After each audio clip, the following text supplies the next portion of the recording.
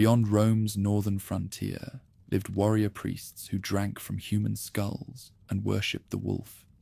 When Emperor Trajan marched against these mountain dwellers in 101 AD, he faced not just fierce fighters, but an entire civilization that had mastered both metallurgy and mystery. King Decebalus transformed Carpathian peaks into fortresses and valleys into traps, defying Rome with tactical brilliance that demanded Rome's longest bridge and bloodiest campaign. Though their golden treasures vanished beneath river waters and their sacred wisdom burned with their temples, the Dacians left one eternal legacy. Even conquered peoples survive in stone, immortalized on Trajan's column, where victors unwittingly preserved the very culture they destroyed. The story of the Dacians begins long before their name was ever spoken, in a land cradled by mountains and rivers, where mist clung to the fir trees and smoke curled above valley hearths. The Carpathian Basin was already ancient when the first shepherds and potters settled its slopes. Between the Tisa and the Prut, human hands learned the rhythm of the soil, carving homes from clay and memory. They left behind a constellation of villages, Cucuteni, Tripilia, Vincia, whose patterned vessels and burnished idols tell of a people who lived with ceremony in their every gesture. In those early millennia, the Carpathians were not a frontier, but a heartland. Forests of beech and pine wrapped around fertile plains, where rivers glittered with bronze and gold. Here, communities built not cities, but sanctuaries of earth and fire. The potter's wheels spun beside the furnace. Ochre-colored figurines of women stood on house altars, guardians of birth and harvest. The people painted their homes in spirals and eyes, as if to remind the gods that mortals were watching back. Beneath their hands, a world of pattern and purpose emerged, a prelude to the civilizations that would later claim the mountains. From these Neolithic hearths, the Great Bronze Age dawned like the glint of dawn over snow-capped ridges. Metallurgy was its heartbeat. Villagers became smiths, and smiths became something like priests. At Pasica and Ottomani, they raised fortresses with ditches and palisades, defending their settlements as if guarding a sacred craft. Bronze, drawn from the veins of the earth, carried the weight of power and prestige. Axes, ornaments, and blades moved along the rivers as tribute and trade, proof that these mountain peoples were no longer isolated tribes, but participants in a wider human drama, stretching from the Aegean to the Baltic. Across the high plains, smoke from forges rose like prayers. In the workshops of Transylvania, artisans alloyed copper and tin with practiced precision. They shaped tools that could fell forests, weapons that gleamed like fire, and jewelry meant for leaders whose graves were richer than those of their kin. At Wittenberg, in the heart of what would become Dacia, archaeologists would one day uncover traces of this transformation, a culture that lived by metal and defended its mastery with walls of stone and earth. These fortified settlements were not random acts of fear. They were expressions of ambition. Each rampart, each watchtower, was a declaration that the Carpathian world could hold its own against the tempests of time. Trade routes wound through the passes, linking these lands to distant kingdoms. Amber from the Baltic, obsidian from the Carpathians, salt from Transylvania, all flowed like lifeblood through networks of barter and alliance. In this movement of goods came the movement of words and myths. Languages shifted, gods migrated. The foundations of what would one day be called Dacian were being laid, syllable by syllable, across the tongues of shepherds and traders. Through these centuries, migrations stirred the vast plain beyond the mountains. From the steppes to the east came riders, with long hair and sharper weapons, bringing with them the first strains of the Indo-European tongues.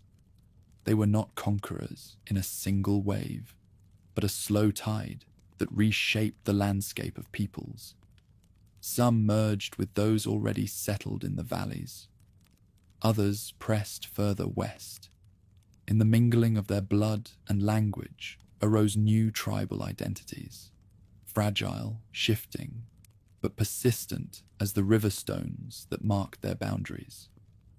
The Carpathians stood at the crossroads of this human tide. They were both barrier and meeting place. Those who entered found refuge and isolation. Those who left carried mountain legends down into the plains. The rhythms of life here were slower, more deliberate. A hilltop might be fortified not for war but for ceremony. A bronze dagger might serve both as weapon and offering. The people of the mountains learned to speak to their gods through smoke and song. They buried their dead with care, laying down cups and weapons as if equipping them for a journey beyond. In time, this spiritual depth would shape the identity of their descendants. The worship of the earth and sky, the reverence for ancestors, the sense that death was a crossing rather than an end. All of it would echo later in the cults of Zalmoxis, the mysterious god-philosopher of the Getae. But even in these prehistoric centuries, before names like Dacian or Getic existed, there was already a unity of spirit in the Carpathian world. It was a unity born not of empire, but of endurance. By 1800 BC, the Wittenberg culture flourished across Transylvania, its artisans leaving behind fine ceramics incised with spirals and lines, its warriors buried with bronze swords of formidable craftsmanship. Their hill forts, perched above rivers and plains, dominated the landscape. At places like Dacia and Sigishora, ramparts still whisper of communities organized, disciplined, and proud. These were not nomads, but proto-urban builders, a people accustomed to permanence. Their palisades guarded not just homes, but hierarchies. Chiefs and smiths, priests and warriors, each played a role in a society where the sacred and the practical were inseparable. Meanwhile, beyond the mountains, civilizations rose and fell. The Mycenaeans built palaces in the Aegean, the Hittites forged empires in Anatolia, and the Assyrians learned to harness iron. Yet the Carpathian tribes endured in their own rhythm, neither absorbed nor destroyed. They were the watchers on the edge of the known world, looking southward toward lands of marble and myth, but rooted in forests older than either. Trade with these southern realms deepened as bronze gave way to iron. Greek merchants, sailing up the Black Sea coast, would later record faint rumors of the peoples who lived beyond the Istros, the river the Romans would call the Danube. Even before their first encounter, the world knew something of these mountain folk, their stubbornness, their pride, their skill in metal and war. It was through these early contacts that the foundations of Dacian identity began to crystallize. In the shadows of the mountains, tribal alliances grew, families intermarried, and chieftains negotiated through feasts and oaths. A man's authority was measured not only in warriors, but in cattle, bronze, and sacred lineage. Women, too, held ritual importance. The mother figurines of earlier ages had become symbols of fertility and continuity, woven into songs that blessed the land each spring. To be born among the Carpathians was to inherit a dialogue between man and nature, a pact sealed in stone and soil. It was during this Bronze Age that the first echoes of legend appeared, fragments preserved later by Greek imagination. They spoke of fierce northern tribes whose kings spoke to gods in caves, whose warriors believed they could not die. Such tales, distorted by distance, carried a kernel of truth. The people of the Carpathians did live with the certainty that the world beyond the mountains was not entirely human. that divinity lingered in the mist. By 1200 BC, as the great Bronze Age civilizations of the eastern Mediterranean faltered, the Carpathian world also trembled. Fortresses were burned, settlements abandoned. Climatic shifts, raids from the steppe, and the exhaustion of metal veins all played their part. Yet even as destruction swept across Europe, the mountain tribes endured once more. Their strongholds shrank, but their traditions survived. The knowledge of bronze gave way to the secrets of iron, and from that dark soil would soon rise the ancestors of the Getae and Dacians, the heirs of 1,000 years of resilience. When we look back across the long twilight of prehistory, we do not find empires or chronicles in this land, only echoes, a shard of painted pottery, a burnt post hole, a grave filled with the gleam of ancient bronze. But from these fragments, a lineage can be traced. The Carpathians had become more than geography. They were a crucible. They forged a people hardened by isolation, devoted to ritual, and bound to the mountains that sheltered them. Long before their warriors faced Rome on the Danube, before Decebalus or Burebista carved their names into memory, the soul of Dacia was already taking shape. It was there, in the smoke of Bronze Age hearths, in the shimmer of molten metal, in the quiet defiance of those who built fortresses against the world's uncertainty. The Dacians would inherit not just a land, but a legacy, a sense that the mountains themselves were alive, watching, waiting for the age when their children would give them a name. When the storms of the late Bronze Age broke across Europe, the mountains of the Carpathians endured as they always had, vast, dark, and patient. Peoples came and went along their fringes, yet the high forests kept their secrets. What rose from the embers of that collapse was not silence, but renewal. Villages rebuilt on the old fortresses. Bronze turned to iron. Songs once whispered to household gods now echoed in the open air. Out of these scattered communities emerged a broader kinship, a web of tribes whose language, customs, and myths marked them as kin to the Thracians further south. The Thracians were not a single nation, but a chorus of tongues. Their lands stretched from the Aegean to the northern banks of the Danube, from the Black Sea to the ridges of the Balkan Range. They were herders, warriors, traders, and poets, each tribe fierce in its independence, bound together by what outsiders saw as a shared strangeness. To the Greeks who later encountered them, the Thracians were both barbarous and noble, swift horsemen who drank from gilded cups, and seers who spoke to the gods through frenzy and fire. North of them, in the plains and foothills of what is now Romania, their cousins lived, tribes known to later writers as the Getae. They were not yet the Dacians, but they carried within them the same mountain blood. Their tongues shared the cadence of Thracian speech, though their lives were shaped by a harsher climate and wilder terrain. The Getae hunted along the rivers, kept herds on the high meadows, and fortified their settlements with rings of stone and timber. They were the watchers of the northern frontier of Thrace, a world poised between forest and steppe. The memory of the old Bronze Age still lingered among them. Iron now replaced bronze, but the habits of craftsmanship remained. Blades forged in the smoky forges of the Carpathians gleamed with a darker light. Artisans hammered shields adorned with spirals and beasts, designs that spoke to their faith in transformation, the eternal circle of life and death. Their warriors, tattooed and braided, carried these symbols into battle. To die with such markings was to be remembered by the tribe, to walk among ancestors whose spirits dwelled in the mountains. In the wider Balkans, change was unrelenting. The fall of Mycenae and Troy had reshuffled the ancient world. The Greek city-states began to rise along the coasts, while to the north, new tribes pressed against older ones, Cimmerians, Phrygians, Scythians, each bringing new weapons and new fears. Amid this turbulence, the Thracian-speaking peoples adapted rather than vanished. They absorbed the newcomers, traded where they could, fought when they must.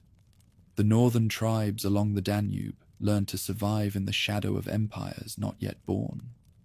The earliest glimpses we have of them come not from their own voices, but from those of outsiders. The Greeks, reaching northward in their restless curiosity, began to record what they saw, or thought they saw. In the songs attributed to Homer, Thracians appear as allies of Troy, fierce riders from the mountains, slain by Achilles on the night before dawn. It was myth, yet myth had roots in memory. These northern tribes had long traded with the Aegean world, exchanging amber and hides for wine, oil, and ornaments. To the seafarers of the south, they seemed both near and remote, neighbors at the edge of mystery. Centuries later, Herodotus would write of them with fascination. He called the Thracians the most numerous of all peoples after the Indians, scattered into countless tribes, each jealous of its own customs. He described the Getae, the northernmost of them, as men who believed they did not die, but joined their god in the afterlife. Even through the filter of Greek imagination, one hears the echo of a real faith, an early form of the immortality cult that would define Dacian religion in later ages. The world of the Getae was not isolated. The Black Sea coast became a corridor of contact. Greek colonies such as Histria, Tomis, and Odessos appeared in the 7th century BC, founded by settlers from Miletus. They brought wine, amphorae, olive oil, and stories of distant gods. The Getae, in turn, offered grain, furs, and slaves. This exchange was more than commercial, it was cultural. The tribes of the north began to see themselves reflected in the polished bronze mirrors of the Greeks, and the Greeks, for their part, came to imagine the lands beyond the Danube as a place of prophets and warriors. Before those colonies took root, however, the Getae had already forged a distinctive way of life. Their society revolved around fortified hilltop settlements, small, self-contained communities that balanced defense and ritual. A chieftain ruled through council and kinship, guided by the council of priests who interpreted omens in the flight of birds and the smoke of offerings. To these people, every mountain peak was sacred, every river alive with spirits. The Carpathians were not simply home, they were divine architecture. The warrior aristocracies that emerged in this period gave the northern Thracians both strength and structure. Wealth flowed from raiding and trade, but power came from charisma and courage. A chief was expected to lead from the front, to feast his men, to honor the gods lavishly. Graves from this age, buried beneath mounds of stone, reveal the same story written in iron. Swords, spearheads, harness fittings, gold rings. Women, too, were interred with ornaments and mirrors, suggesting that prestige in these societies was shared, not hoarded. To the west, Celtic tribes would soon begin their long migration into Central Europe, bringing with them new designs and new gods. To the east, the Scythians spread across the steppe, their horses stamping frost from the earth. Between these rising powers, the Thracians and Getae stood like a bridge between worlds. Their culture absorbed influences yet remained distinct. Mountain-born, ritual-bound, proud of its isolation. The seeds of what would become Dacian strength lay in this stubborn adaptability.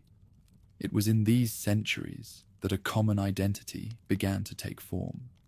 The northern tribes spoke dialects of the same tongue. worshipped similar gods and shared the same patterns of burial and art. They traded along the same rivers, fought under similar banners, and told stories drawn from the same ancestral stock. The Carpathians had woven them together, not as an empire, but as a tapestry of tribes bound by geography and faith. When the Greek historian later wrote of the Getae as the bravest and most just of the Thracians, he captured something the mountains had long known, that the people who endured there were shaped as much by their land as by their lineage. The mountains demanded endurance, the plains invited danger. The rivers offered passage and peril in equal measure. To live between them required a balance of ferocity and restraint. It was a balance the Getae mastered. By the end of this age, roughly 6 centuries before the birth of Christ, the line between Thracian and Dacian was already beginning to blur and shift. The northern tribes had developed their own dialects, their own styles of fortification, their own gods of the hills and skies. The Greeks called them Getae, the Romans later Dacians, but the people themselves knew only that they were children of the mountains. Their world was one of iron and oath, of feasts beside the fire, and battles fought for honor more than conquest. The old Bronze Age traditions had not vanished. They had deepened. The spiral patterns carved into pottery still wound toward eternity. The reverence for ancestors still guided every burial. The belief in unseen powers, gods who walked among men, heroes who never truly died, remained the heartbeat of their faith. From such foundations, the story of Dacia would rise, carrying forward both the weight of history and the promise of legend. By the dawn of the 6th century BC, the lands north of the Danube had begun to find their rhythm again. Fortified villages clung to the high ridges of Transylvania and Moldavia, their watchfires burning through nights heavy with mist. The Getae, those northern kin of the Thracians, had become more than scattered tribes. They were now a constellation of peoples, loosely bound by speech, belief, and blood. From their mountain strongholds, they looked southward toward the plains where Greek merchants had begun to settle the Black Sea coast. Between these two worlds, Greek and Getic, lay a frontier of barter, curiosity, and war. Across the lower Danube, Greek sailors from Miletus and other Ionian cities established colonies such as Histria, Tomis, and Calatis. They came seeking grain, hides, and honey, but found something more profound, a civilization in embryo. The Getae traded willingly, offering salted meat, amber, and slaves in return for amphorae of oil and wine. Through these exchanges, they absorbed fragments of the Hellenic world, new designs for weapons, new styles of ornament, and perhaps most transformative of all, new ideas about gods and mortality. Yet the Getae were not passive recipients of foreign wisdom. They interpreted every import, material or spiritual, through the prism of their own mountain faith. Among them, belief was no abstract matter, but the fabric of daily life. At the heart of this faith stood Zalmoxis, a mysterious figure whose name echoed through both myth and history. Later writers would call him a god, a prophet, even a philosopher. According to one Greek tale, he had once been a slave of Pythagoras, returning north to preach the immortality of the soul to his astonished people. To the Getae, he was far older and nearer than that. A mortal who had walked among them, entered the underworld, and returned to teach that death was not an end, but a doorway.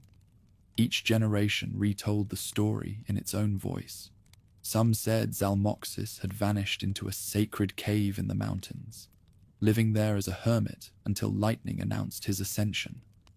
Others claimed he had built a hall of feasts where he taught men to live in purity, to master fear, to greet death with calm. His priests, interpreting his words, urged warriors to courage and restraint. To die bravely was to awaken. To live dishonorably was to be truly lost.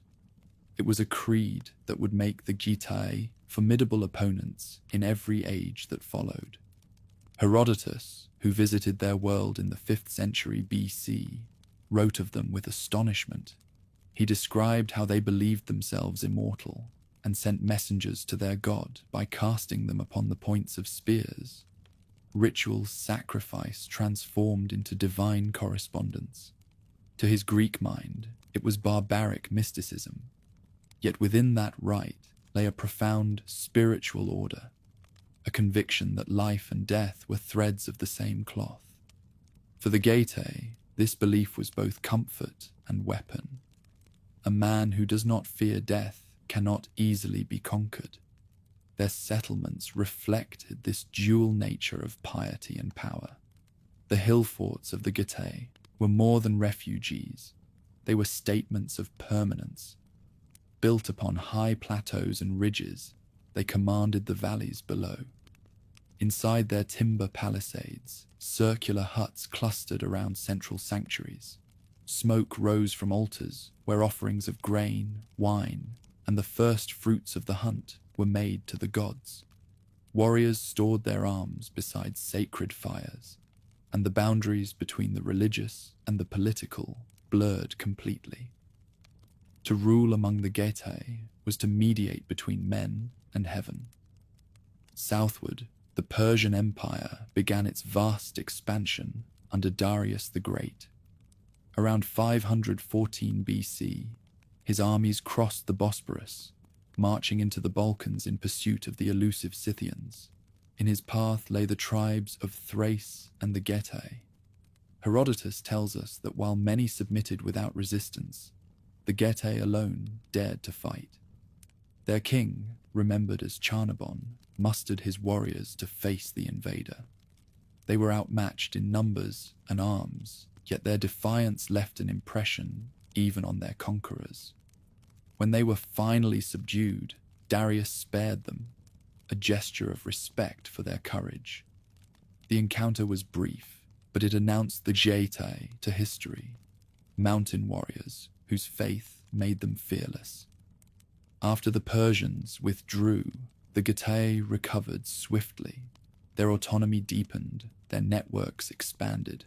Trade with the Greek colonies grew richer, bringing not only goods, but literacy, art, and knowledge of the wider world. Greek artisans settled among them, and Getic craftsmen adopted foreign motifs, spirals, rosettes, and mythic beasts, but infused them with native vigor. Bronze cauldrons and gold ornaments discovered in burial mounds along the Danube bear witness to this fusion. Thracian in spirit, Hellenic in touch. The result was a visual language that proclaimed both sophistication and independence. By the 4th century BC, the Getae were a power to reckon with. Their kings ruled from hilltop fortresses overlooking the river, maintaining alliances through marriage, gift, and ritual. Chieftains gathered around them, bound by oaths sworn over shared wine and sacrificed horses. War bands roamed the plains, raiding the Scythians to the east and the Celtic newcomers pressing from the west. Yet for all their ferocity, the Getae were not merely raiders. They built roads through the forests, bridges over rivers, and storehouses for trade goods. Their society, though tribal, possessed an order that hinted at future kingdoms. Greek chroniclers, whose ships carried both commerce and curiosity, began to speak of these northern peoples with admiration. They noted their tall stature, their courage, and their devotion to discipline. The Getae, it was said, drank less wine than other Thracians and lived more simply, as though purity were a shield against decadence. Such restraint impressed outsiders, even as their raids terrified them. Along the Black Sea, coastal cities learned that peace with the Getae was best maintained through gifts and respect. One story captured the imagination of the Greek world. the clash between the Getic king Dromicates and the Macedonian ruler Lysimachus, successor of Alexander the Great. Around 292 BC, Lysimachus crossed the Danube, seeking to subdue the tribes beyond it. But the campaign turned to disaster. The Getae ambushed his forces, captured the king himself, and brought him in chains before Dromicates. Rather than kill him, the Getic ruler invited his captive to a feast. He showed the Macedonians the simple fare of his people: meat roasted on spits, wooden cups filled with water, and then contrasted it with the gold and silver luxuries the invaders had lost. Why, he asked, should men who live amid plenty seek to rob those who have little? Ashamed and impressed, Lysimachus accepted peace, swearing friendship. The tale, whether embellished or true, reveals the self-image of the Getae, a people proud of simplicity, disdainful of greed, guided by justice and courage. They were not barbarians, but guardians of an older virtue the Greeks themselves feared they had lost. In that legend of generosity and restraint lies the first glimmer of what would later define Dacian kingship, a fusion of moral authority and military strength. By the end of the 4th century BC, the world of the Getae stretched from the lower Danube to the foothills of the Carpathians. Their influence rippled through the lands beyond, touching both Scythian steppe and Thracian plain. They stood poised between the civilized and the untamed, heirs to both worlds, yet beholden to neither. The Greeks saw in them an echo of their own heroic age, men who lived by courage and faith, bound not by empire, but by honor. From their fortified hills, the Getae looked out over a horizon alive with change. The Celts were advancing from the west, the Macedonians consolidating their power in the south, and the Scythians still prowled the eastern plains. Yet the Getae endured, sustained by a belief stronger than any sword, that death was merely another path through the mountain mist. In that faith lay the endurance of a people who, in centuries to come, would forge the kingdom of Dacia and challenge the might of Rome itself. The Carpathians, dark and immense, had long been the spine of an unnamed world. By the 4th century BC, their valleys hummed with life, herders calling to their flocks, smiths striking iron upon stone, sentinels pacing the ramparts of fortresses that dotted the ridges like a chain of watchful eyes. Out of this rugged landscape, a new identity was stirring. The Getae of the lower Danube and the mountain tribes of Transylvania were no longer merely kin. They were evolving into something distinct, something that would one day bear the name Dacian. This was an age of definition. Across Europe, cultures blurred, merged, and hardened into new forms. The Celts, restless and daring, swept eastward from the Rhine, carrying with them the gleam of Latène artistry, spirals and curves, iron blades of superb craftsmanship, and the concept of chieftain-led confederations bound by oath rather than blood. The Carpathian tribes, though fierce defenders of their autonomy, could not remain untouched. They traded with the newcomers, fought them, learned from them. In the smoky forges of Transylvania, Dacian smiths adopted Celtic techniques, melding them with local tradition to forge weapons that were both deadly and beautiful. In the river valleys, iron replaced bronze as the measure of wealth and power. The art of the smith had become the art of kingship. A man's prestige was not only in his herds or his warriors, but in the blade he bore, the torque upon his neck, the shield embossed with intricate designs that told of lineage and victory. At workshops near places later called Kugia and Sarmizegetusa, iron was smelted in clay furnaces that glowed red through the night, their smoke mingling with mountain fog. Out of that fusion of earth, fire, and ambition, the material culture of the Dacians began to take form, refined, distinct, unmistakable. Across the hills, fortresses multiplied. No longer were they simple stockades of timber. They became complex citadels with concentric walls and stone reinforcements, an innovation that would reach its peak in the later murus Dacicus technique. Each fort marked both a refuge and a statement of identity, a claim to permanence amid a shifting world. These strongholds, perched above river confluences and passes, were the first architectural expressions of Dacian unity. They guarded trade routes, stored grain, and served as centers of worship and judgment. Within their walls, warriors trained, priests offered libations to the gods of earth and sky, and messengers carried news across the mountains. Religion remained the heartbeat of these communities. The faith of the Getae, centered on Zalmoxis and the promise of immortality, had deepened, branching into regional forms. In the highlands of Transylvania, sanctuaries appeared, circles of stone where priests watched the stars and read meaning in the rhythm of the seasons. The mountain was itself a temple, its peaks seen as ladders between the human and the divine. The Dacians inherited that faith and gave it structure.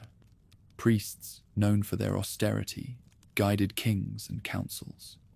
Their council could halt a war or consecrate one. To defy them was to invite the wrath of the gods, a lesson no chieftain soon forgot. Beneath this sacred order, politics grew ever more intricate. Tribes that once fought over pastures began to form alliances. Marriage pacts linked valleys and riverlands. Tribute and trade bound distant fortresses. In the lowlands, the Getae remained powerful. Their eyes turned toward the Danube and the Greek cities beyond it. In the highlands, the Dacian tribes consolidated under emerging leaders who prized discipline and defense. The result was not yet a kingdom, but a confederation, a web of loyalties strong enough to resist external conquest, yet flexible enough to survive internal rivalry. To the south, Macedon's shadow loomed large. Alexander the Great's successors sought to extend their influence north of the Haemus Mountains. They sent emissaries to the Getae, demanding tribute or alliance. One campaign ended disastrously. A Macedonian force crossing the Danube found itself surrounded by swift horsemen and disciplined infantry, forced to sue for peace. To the chroniclers of the Hellenistic world, these northern warriors were a curiosity, half barbarian, half philosopher, as if the wilds themselves had bred a people immune to fear. It was around this time that the distinction between Getae and Dacians began to solidify in the language of outsiders. The Greeks spoke of the Getae along the lower Danube. The later Romans would call those in the mountain heartland Dacians. Yet to the people themselves, no such boundary existed. The rivers were their roads, the mountains their walls, and the gods their common inheritance. What bound them together was not administration or empire, but a shared rhythm of life, a fusion of warrior discipline, agricultural steadiness, and spiritual conviction. Their art revealed as much as their weapons. Dacian metalworkers, inheriting both Thracian motifs and Celtic curves, created jewelry that shimmered with movement, fibulae shaped like coiled serpents, bracelets with ends that met in dragon heads, swords whose hilts bore intricate engravings of sun and spiral. These designs spoke of continuity, the eternal turning of the heavens, the cycle of life and death. Even in ornament, the Dacians expressed the cosmology that guided their faith. As trade increased, so too did the flow of ideas. Greek merchants along the coast spoke of city-states and monarchs who ruled by law. Celtic wanderers brought tales of druids and distant isles. Scythian riders from the steppe carried stories of gods who demanded courage above all. The Dacians listened but did not imitate. Their wisdom lay in synthesis, adopting what strengthened them, discarding what weakened them. From the Celts, they took artistry. From the Greeks, the art of treaty. From the Scythians, the mastery of cavalry. From their own past, they took endurance. Raids and skirmishes were constant, but so too was diplomacy. A Dacian chieftain might one season send envoys with gifts to Macedon, and the next lead his men in a raid across the same frontier. The balance between peace and conflict was delicate, yet it kept their confederations agile and their enemies uncertain. Through such pragmatism, the Dacians preserved their autonomy at a time when larger powers consumed their neighbors. By 350 BC, the outlines of a people were clear. In the mountains, fortified citadels, such as those later discovered at Kostesht and Blidaru, dominated the landscape.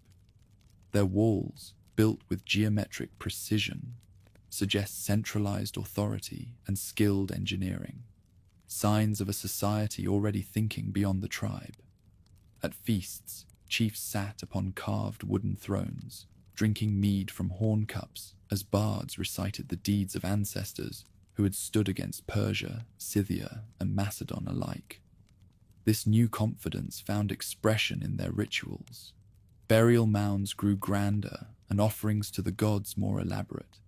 A warrior might be buried with his sword and horse, his spirit guided to the next world by priests chanting the hymns of Zalmoxis. Even in death, hierarchy persisted, but so did hope. The Dacians believed their souls would return, reborn among kin, forever part of the mountains. To the outside world, they remained elusive, half hidden behind the forests. Yet their reputation spread. Greek traders wrote of disciplined warriors who held their drink and their temper, of priests who ruled by reason rather than fear, of fortresses built in stone while others still used timber. The Dacians were becoming, in the eyes of their neighbors, a distinct civilization. Wild, yes, but guided by order. As the century drew to a close, change gathered like thunder beyond the passes. The Celts pushed further east, the Scythians waned, and the Macedonians turned their gaze once more toward the Danube. Among the mountain strongholds, the Dacians prepared.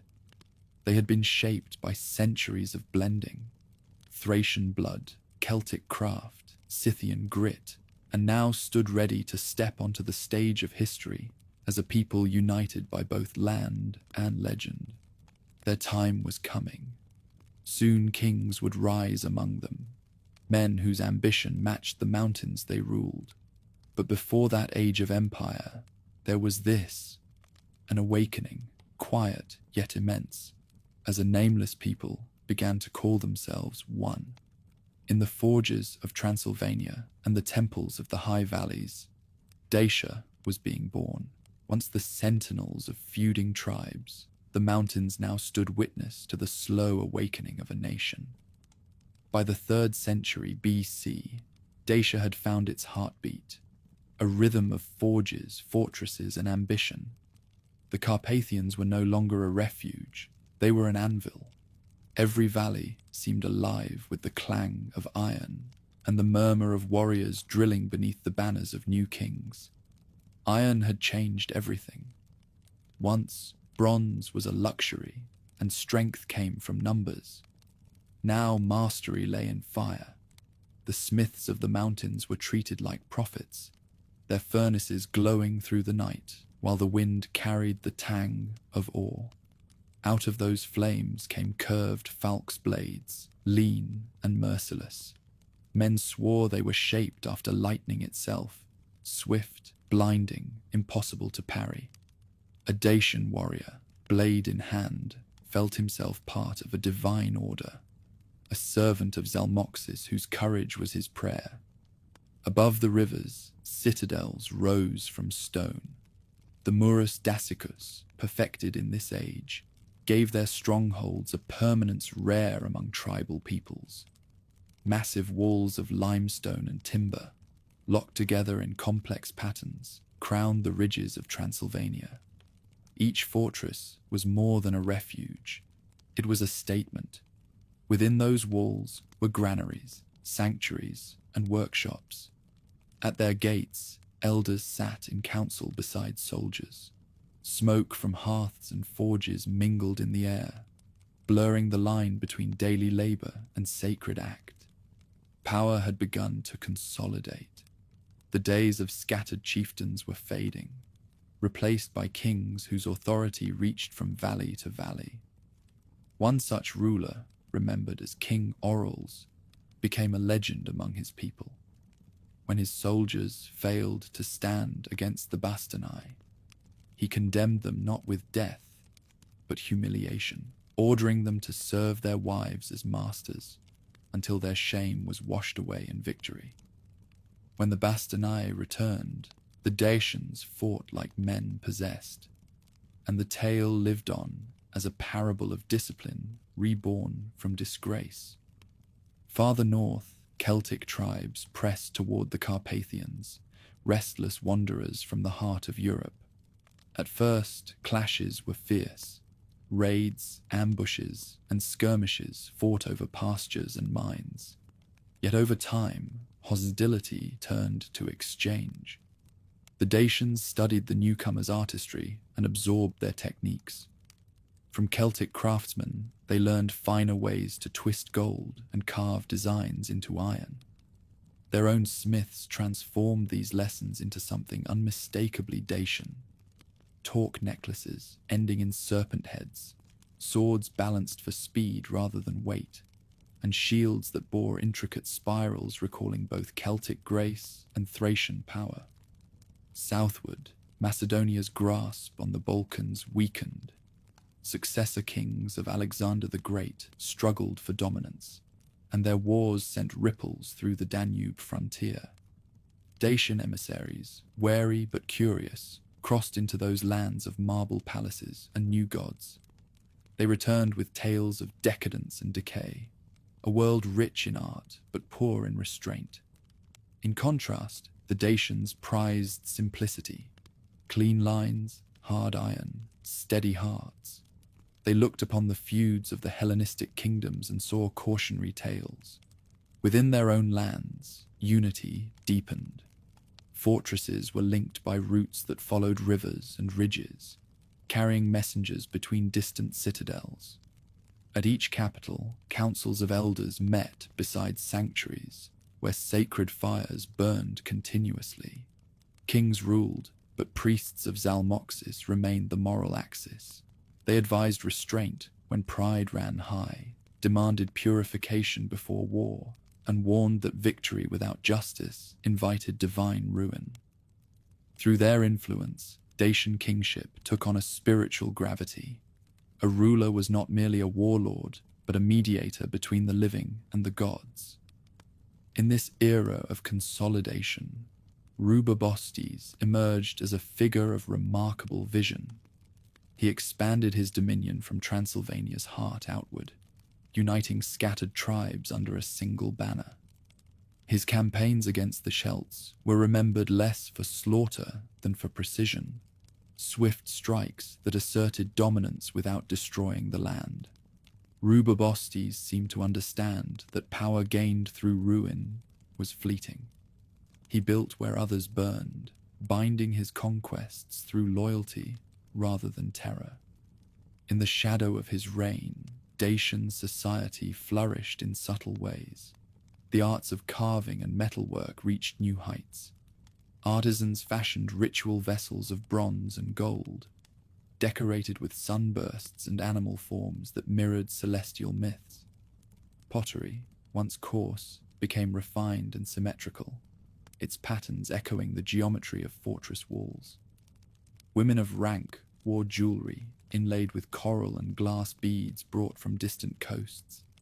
The beauty of their world was not ostentatious. It was disciplined, rhythmic, shaped by the same precision that built their walls and swords. Religious life followed this order. Zalmoxis remained the supreme figure, but lesser deities of water, sky, and hearth thrived beneath him. The mountains themselves were treated as living beings, veined with the spirits of ancestors. Pilgrimages to high peaks marked the seasons, and warriors fasted before climbing to offer thanks or plea. These rites bound the tribes in shared rhythm. They reminded each man that his life was part of something older than blood. Though distant, the Roman Republic's rise did not go unnoticed. Travelers returning from the Balkans brought stories of a disciplined people whose power lay in organization rather than mysticism. The Dacians listened, curious yet unthreatened. Rome's reach had not yet touched the Carpathians, and for a generation, Dacia prospered in relative peace. But even in tranquility, the kings sensed change gathering beyond the horizon. The Danube frontier was no longer the world's edge. It was becoming a stage for ambition. Orals and Rubabostes, whether remembered faithfully or not, left behind something greater than victories. They left an idea of Dacian sovereignty. Under them, the confederations began to act with unity. Fortresses no longer fought as rivals, but as limbs of a single body. Messengers carried decrees sealed with royal insignia, and warriors from far-flung valleys answered the same summons. The Dacians were learning the language of kingship. Beyond their borders, observers began to notice. Greek chroniclers wrote of a northern people with strange virtues, fearless yet measured, fierce yet organized, guided by faith in the immortality of the soul.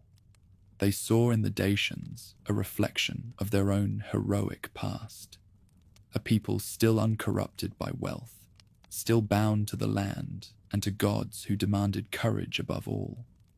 By 200 BC, Dacia was no longer a whisper in the mountains. It had become a realm of fortresses and fields, of miners and priests, of kings who dreamed beyond their valleys. Their power was neither sudden nor accidental. It had risen slowly, layer by layer, like the stone walls that circled their citadels. What the outside world saw as wilderness was, to them, a living kingdom, one forged in silence, tempered by fire, and bound by the belief that even death could not undo their unity. The silence that had once cloaked Dacia was gone. Across the highlands, roads clattered with hoofbeats and the ring of iron. Smoke rose from forges, and voices shouted in a single tongue. The mountains, long divided by rival chieftains, now obeyed one command. Out of that rugged world had emerged a ruler unlike any before him, a man whose power would rival kings and whose vision would reshape his people. His name was Burebista. He rose in an age of fracture. Macedon had fallen into decline. Celtic warbands, once fierce and wandering, were scattered or absorbed. And far to the south, Rome, mighty yet distracted, tore itself apart in civil war. In this chaos, Burebista saw not danger, but destiny. He was no opportunist, but a craftsman of nations, a man who believed the Dacians could be something greater than tribes bound by superstition and pride. To the chieftains who met him, he seemed touched by the divine, calm where others raged, relentless where others hesitated. From his seat in the Orashti Mountains, most likely at Samizegatusa, he began the slow transformation of Dacia from confederation to kingdom. He gathered his advisors, priests, warriors, seers, and builders, and imposed a discipline that startled even his own followers. Guided by Decianus, the priest-philosopher whose reputation for wisdom bordered on myth, Burebista sought to cleanse his people of weakness. Drunkenness was outlawed, idleness condemned, greed branded as blasphemy. Vineyards were uprooted, wine poured into the soil as offering and warning. To outsiders, these acts seemed madness. To the Dacians, they were revelation. Decebalus gave shape to this new order. He reorganized the priesthood into a hierarchy that mirrored the kingdom itself. Elders who read the stars, seers who interpreted dreams, and novices who learned the secret chants of Zalmoxis. He taught that strength began within, that self-control was a weapon sharper than iron. Burebista listened, and together they wove a covenant between the divine and the mortal. The temples became the heart of government, the priesthood its conscience. Law and faith moved as one. Through this unity of belief and rule, the Dacians found purpose. The fortresses of Transylvania, once guarded by suspicious rivals, now formed a network of command and defense. Watchtowers linked the valleys. Signal fires blazed from ridge to ridge, carrying messages faster than any rider. The Murus Dacian walls were reinforced with new stone and timber, their geometry reflecting not only military precision but spiritual order. Inside those walls, artisans forged weapons of elegant lethality, curved falx blades, iron-tipped spears, and armor inlaid with symbols of the sun and serpent. To wield such arms was not only to fight for Dacia, but to serve the gods themselves. The scale of Burebista's ambition astonished even his enemies. Strabo would later write that the Dacian king could call upon 200,000 warriors, a number the Greeks dismissed as impossible, yet found plausible all the same. His banners advanced in every direction. In the west, he crushed the Boiae and Taurishi, securing control of the Carpathian basin. In the east, he subdued the tribes along the Dniester and bent them to his will. To the south, he marched to the shores of the Black Sea, where Greek cities that had long traded with the Dacians were forced to choose between submission and ruin. The fall of the coastal cities was not an act of simple conquest. To Burebista, they represented corruption, colonies of indulgence whose wealth softened the frontier. Olbia, Tyrus, and Histria, centers of luxury, their markets filled with wine and gold, were razed or brought under strict control. Their temples to foreign gods were dismantled, and their merchants made to pay tribute to the Dacian crown. In place of indulgence came austerity. In place of profit, obedience. Even Rome took notice. Julius Caesar, already dreaming of further glory after Gaul, learned of this northern monarch who had forged an empire of his own.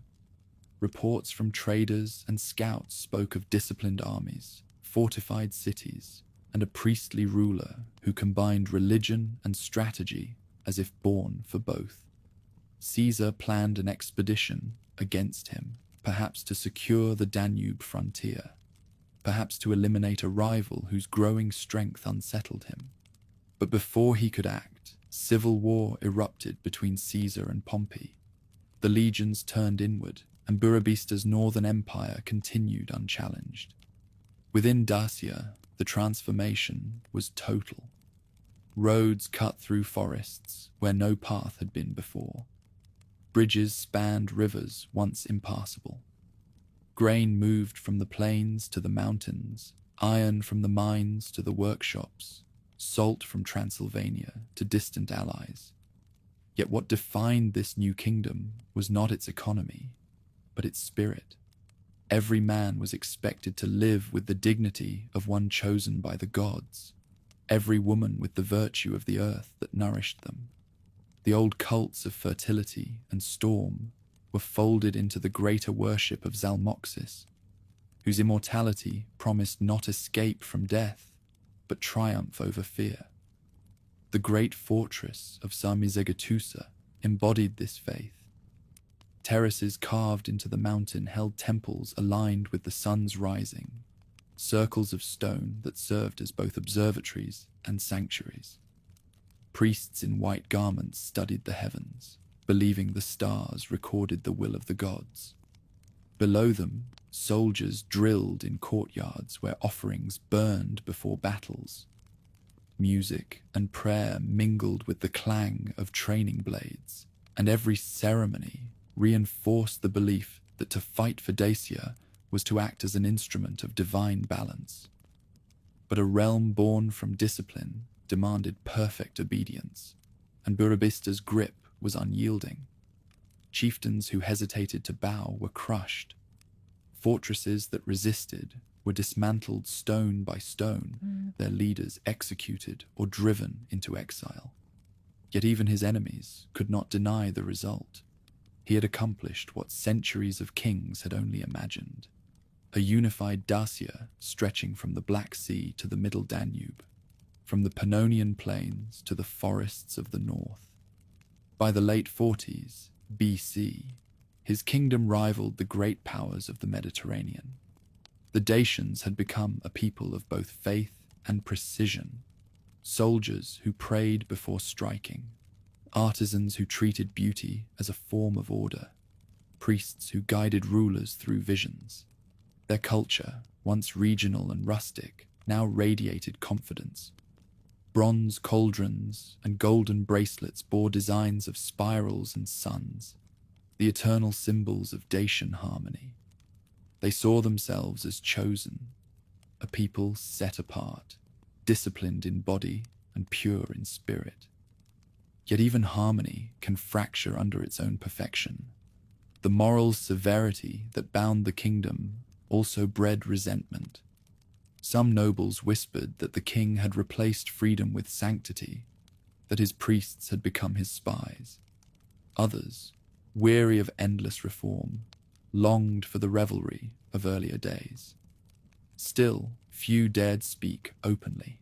The shadow of Burebista's authority stretched across the mountains like a storm that never broke. Beyond Dacia, Rome's fate turned on the edge of a knife. When word reached the north that Caesar had been murdered in 44 BC, Burebista's enemies saw their chance. The same nobles he had disciplined rose in conspiracy, striking before his loyal armies could respond. The king who had united the mountains fell to blades drawn in secret, betrayed by those who could not live under his stern peace. With his death, the great kingdom splintered. Dacia fractured into 4, then 5 realms, each led by men who claimed descent or legitimacy from the fallen ruler.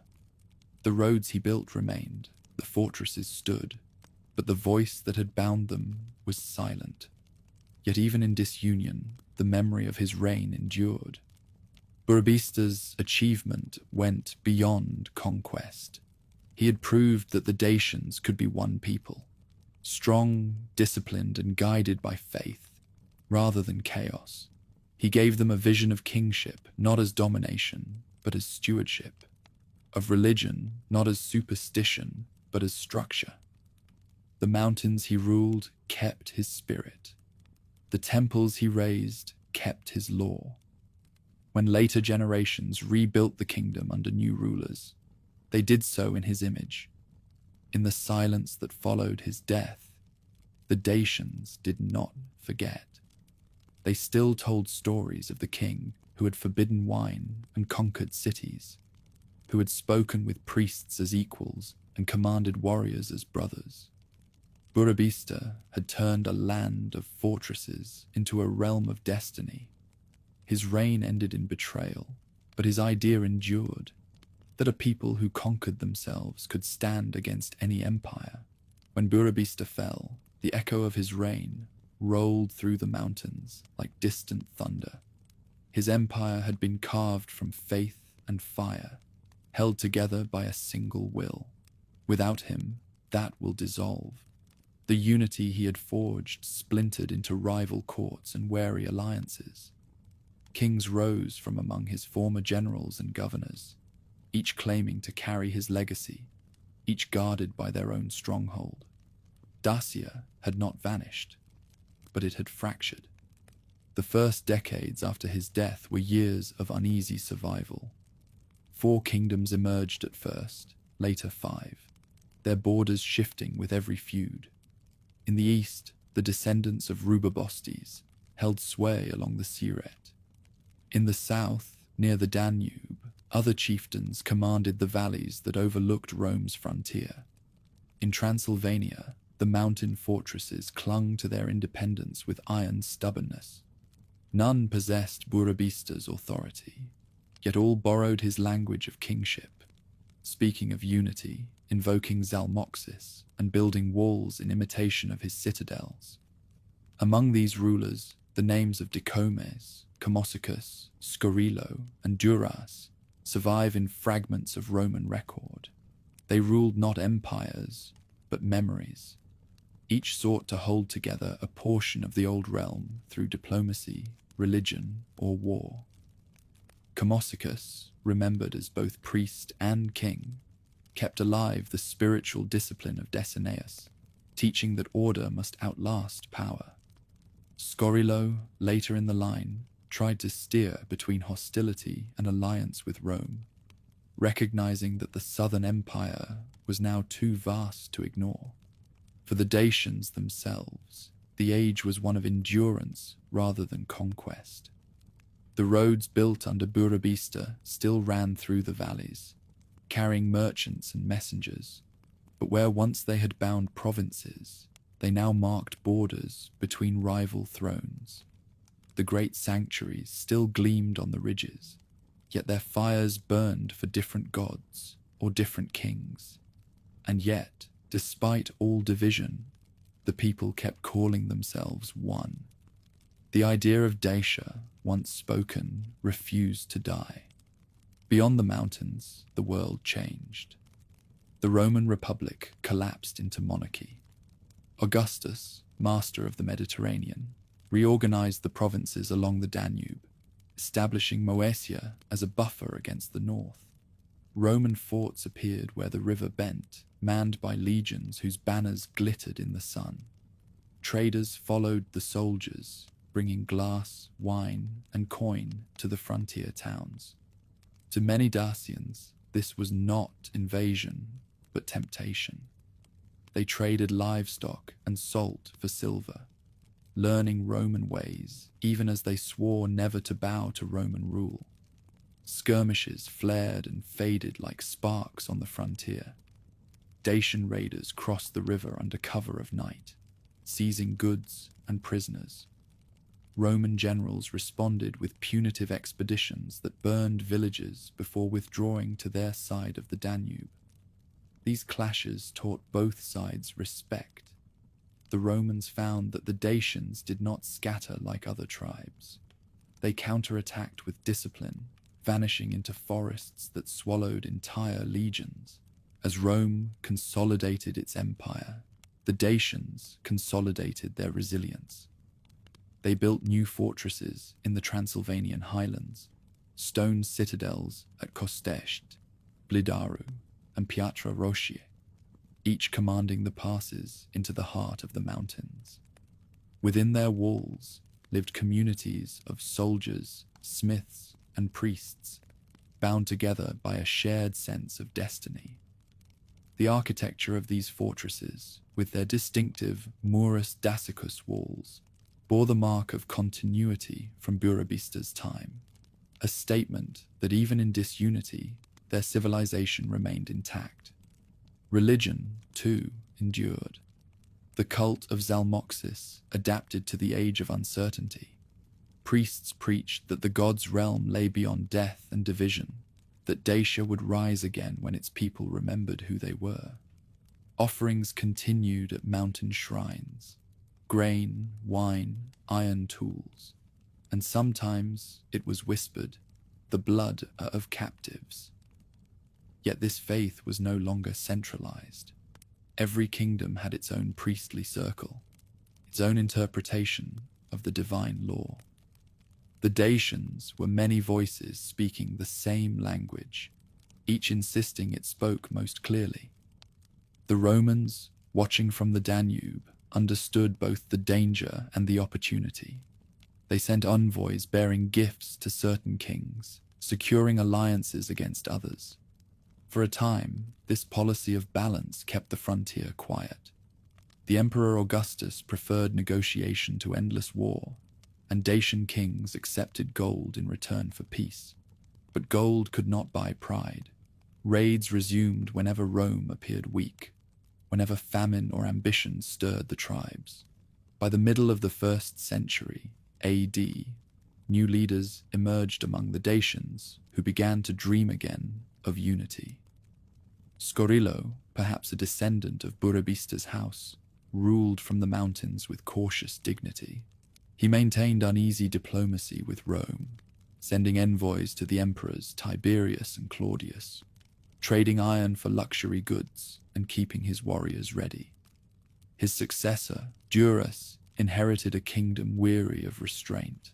Under him, the Dacians began to test Rome's strength once more. In 62 AD, fortune favored them. On the lower Danube, Roman legions faced not the Dacians, but their Sarmatian neighbors, the Roxolani. In the snows of Histria, the Dacians intervened, swift, decisive, and ruthless. Their assault crushed the Sarmatians and astonished the Roman commanders who witnessed it. Word spread quickly through the frontier. The mountain warriors still remembered how to fight.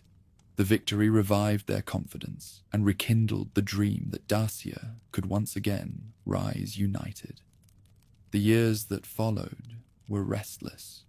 Roman generals strengthened their forts along the Danube, wary of renewed Dacian aggression. Traders and spies carried news in both directions, of Roman legions shifting positions, of Dacian kings forging alliances with Sarmatians and free Thracians. It was an age of suspicion, yet also of connection. Every raid was followed by negotiation, every treaty by betrayal. The border was less a line than a conversation carried in sword and silver. Culturally, the Dacians absorbed as much as they resisted. Roman pottery appeared in their markets, Roman coinage in their treasuries. Some Dacian nobles adopted Latin inscriptions for their seals, while Roman soldiers carried home Dacian jewelry, spiraled bracelets, twisted torques, as trophies or charms. Exchange and enmity became indistinguishable. Still, within the mountains, the old heart of the kingdom beat on. The citadel of Sarmizegetusa remained sacred, a place where kings were crowned and priests observed the stars. The terraces of its temples filled again with worshippers during the festivals of Zalmoxis.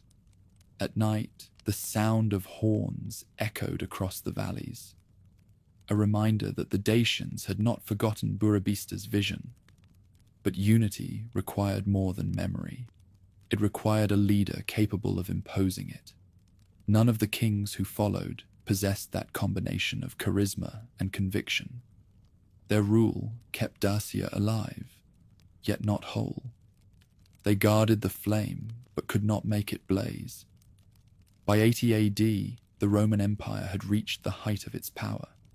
The emperors of the Flavian line strengthened the Danube defenses, building bridges, walls, and watchtowers. Still, Rome's expansion had its limits. Beyond the river, the Dacians remained defiant, their mountains unconquered, their identity unbroken. The legions could patrol the plains, but the peaks belonged to another world, a world of silence, stone, and gods who did not answer to Rome. In that world, a new name was beginning to gather whispers of awe and expectation. It belonged to a warrior who had served under Duras, who combined the patience of a priest with the cunning of a general. His victories in skirmishes against Roman patrols had already become legend along the frontier. Before long, he would inherit the fractured kingdom and reshape it once more. His name was Decebalus. The age of survival was ending. The age of reckoning was about to begin. The mountains had always produced warriors, but from time to time they produced something rarer, a mind equal to the land's harshness. After a century of division and drift, That mind appeared in the form of Decebalus. His name meant the brave as 10, yet those who served under him said his strength lay not in courage alone, but in patience. He had learned from a lifetime of watching kings rise and falter, from listening to the priests of Zalmoxis speak of balance and destiny. When his moment came, he moved like a man, answering a call that had echoed for generations. He inherited a fractured realm. Duras, the aging king, ruled what remained of the Dacian heartland from Sarmizegetusa, but his influence no longer reached the Danube. Rival lords along the frontier made their own peace or war with Rome, guided by greed more than loyalty. Decebalus, once a trusted commander under Duras, understood that Dacia could not survive in fragments. He persuaded the old king to abdicate, and when Duras stepped aside, the chieftains, wary yet hopeful, acclaimed Decebalus as ruler. It was not bloodline, but merit that placed the crown upon his brow. From the moment he took power, he faced a world that had grown used to Dacian disunity. Rome had expanded deep into the Balkans, its frontier now running along the Danube. The Emperor Domitian, proud and eager for glory, sought to prove that no barbarian kingdom could stand against Roman steel. Skirmishes that began as border disputes quickly escalated into open war. The first clash came in 85 AD, when Dacian forces struck across the river, raiding Roman forts in Moesia. The attack was sudden, calculated, and devastating. The Romans, stunned by the precision of an enemy they had long dismissed, swore vengeance. Decebalus did not shrink from it. He fortified his southern passes, summoned his generals, and prepared his people for a war unlike any they had known. He was no reckless warlord. His strategy mixed aggression with guile. Where Rome relied on open battle and heavy legions, Decebalus turned to terrain and deception.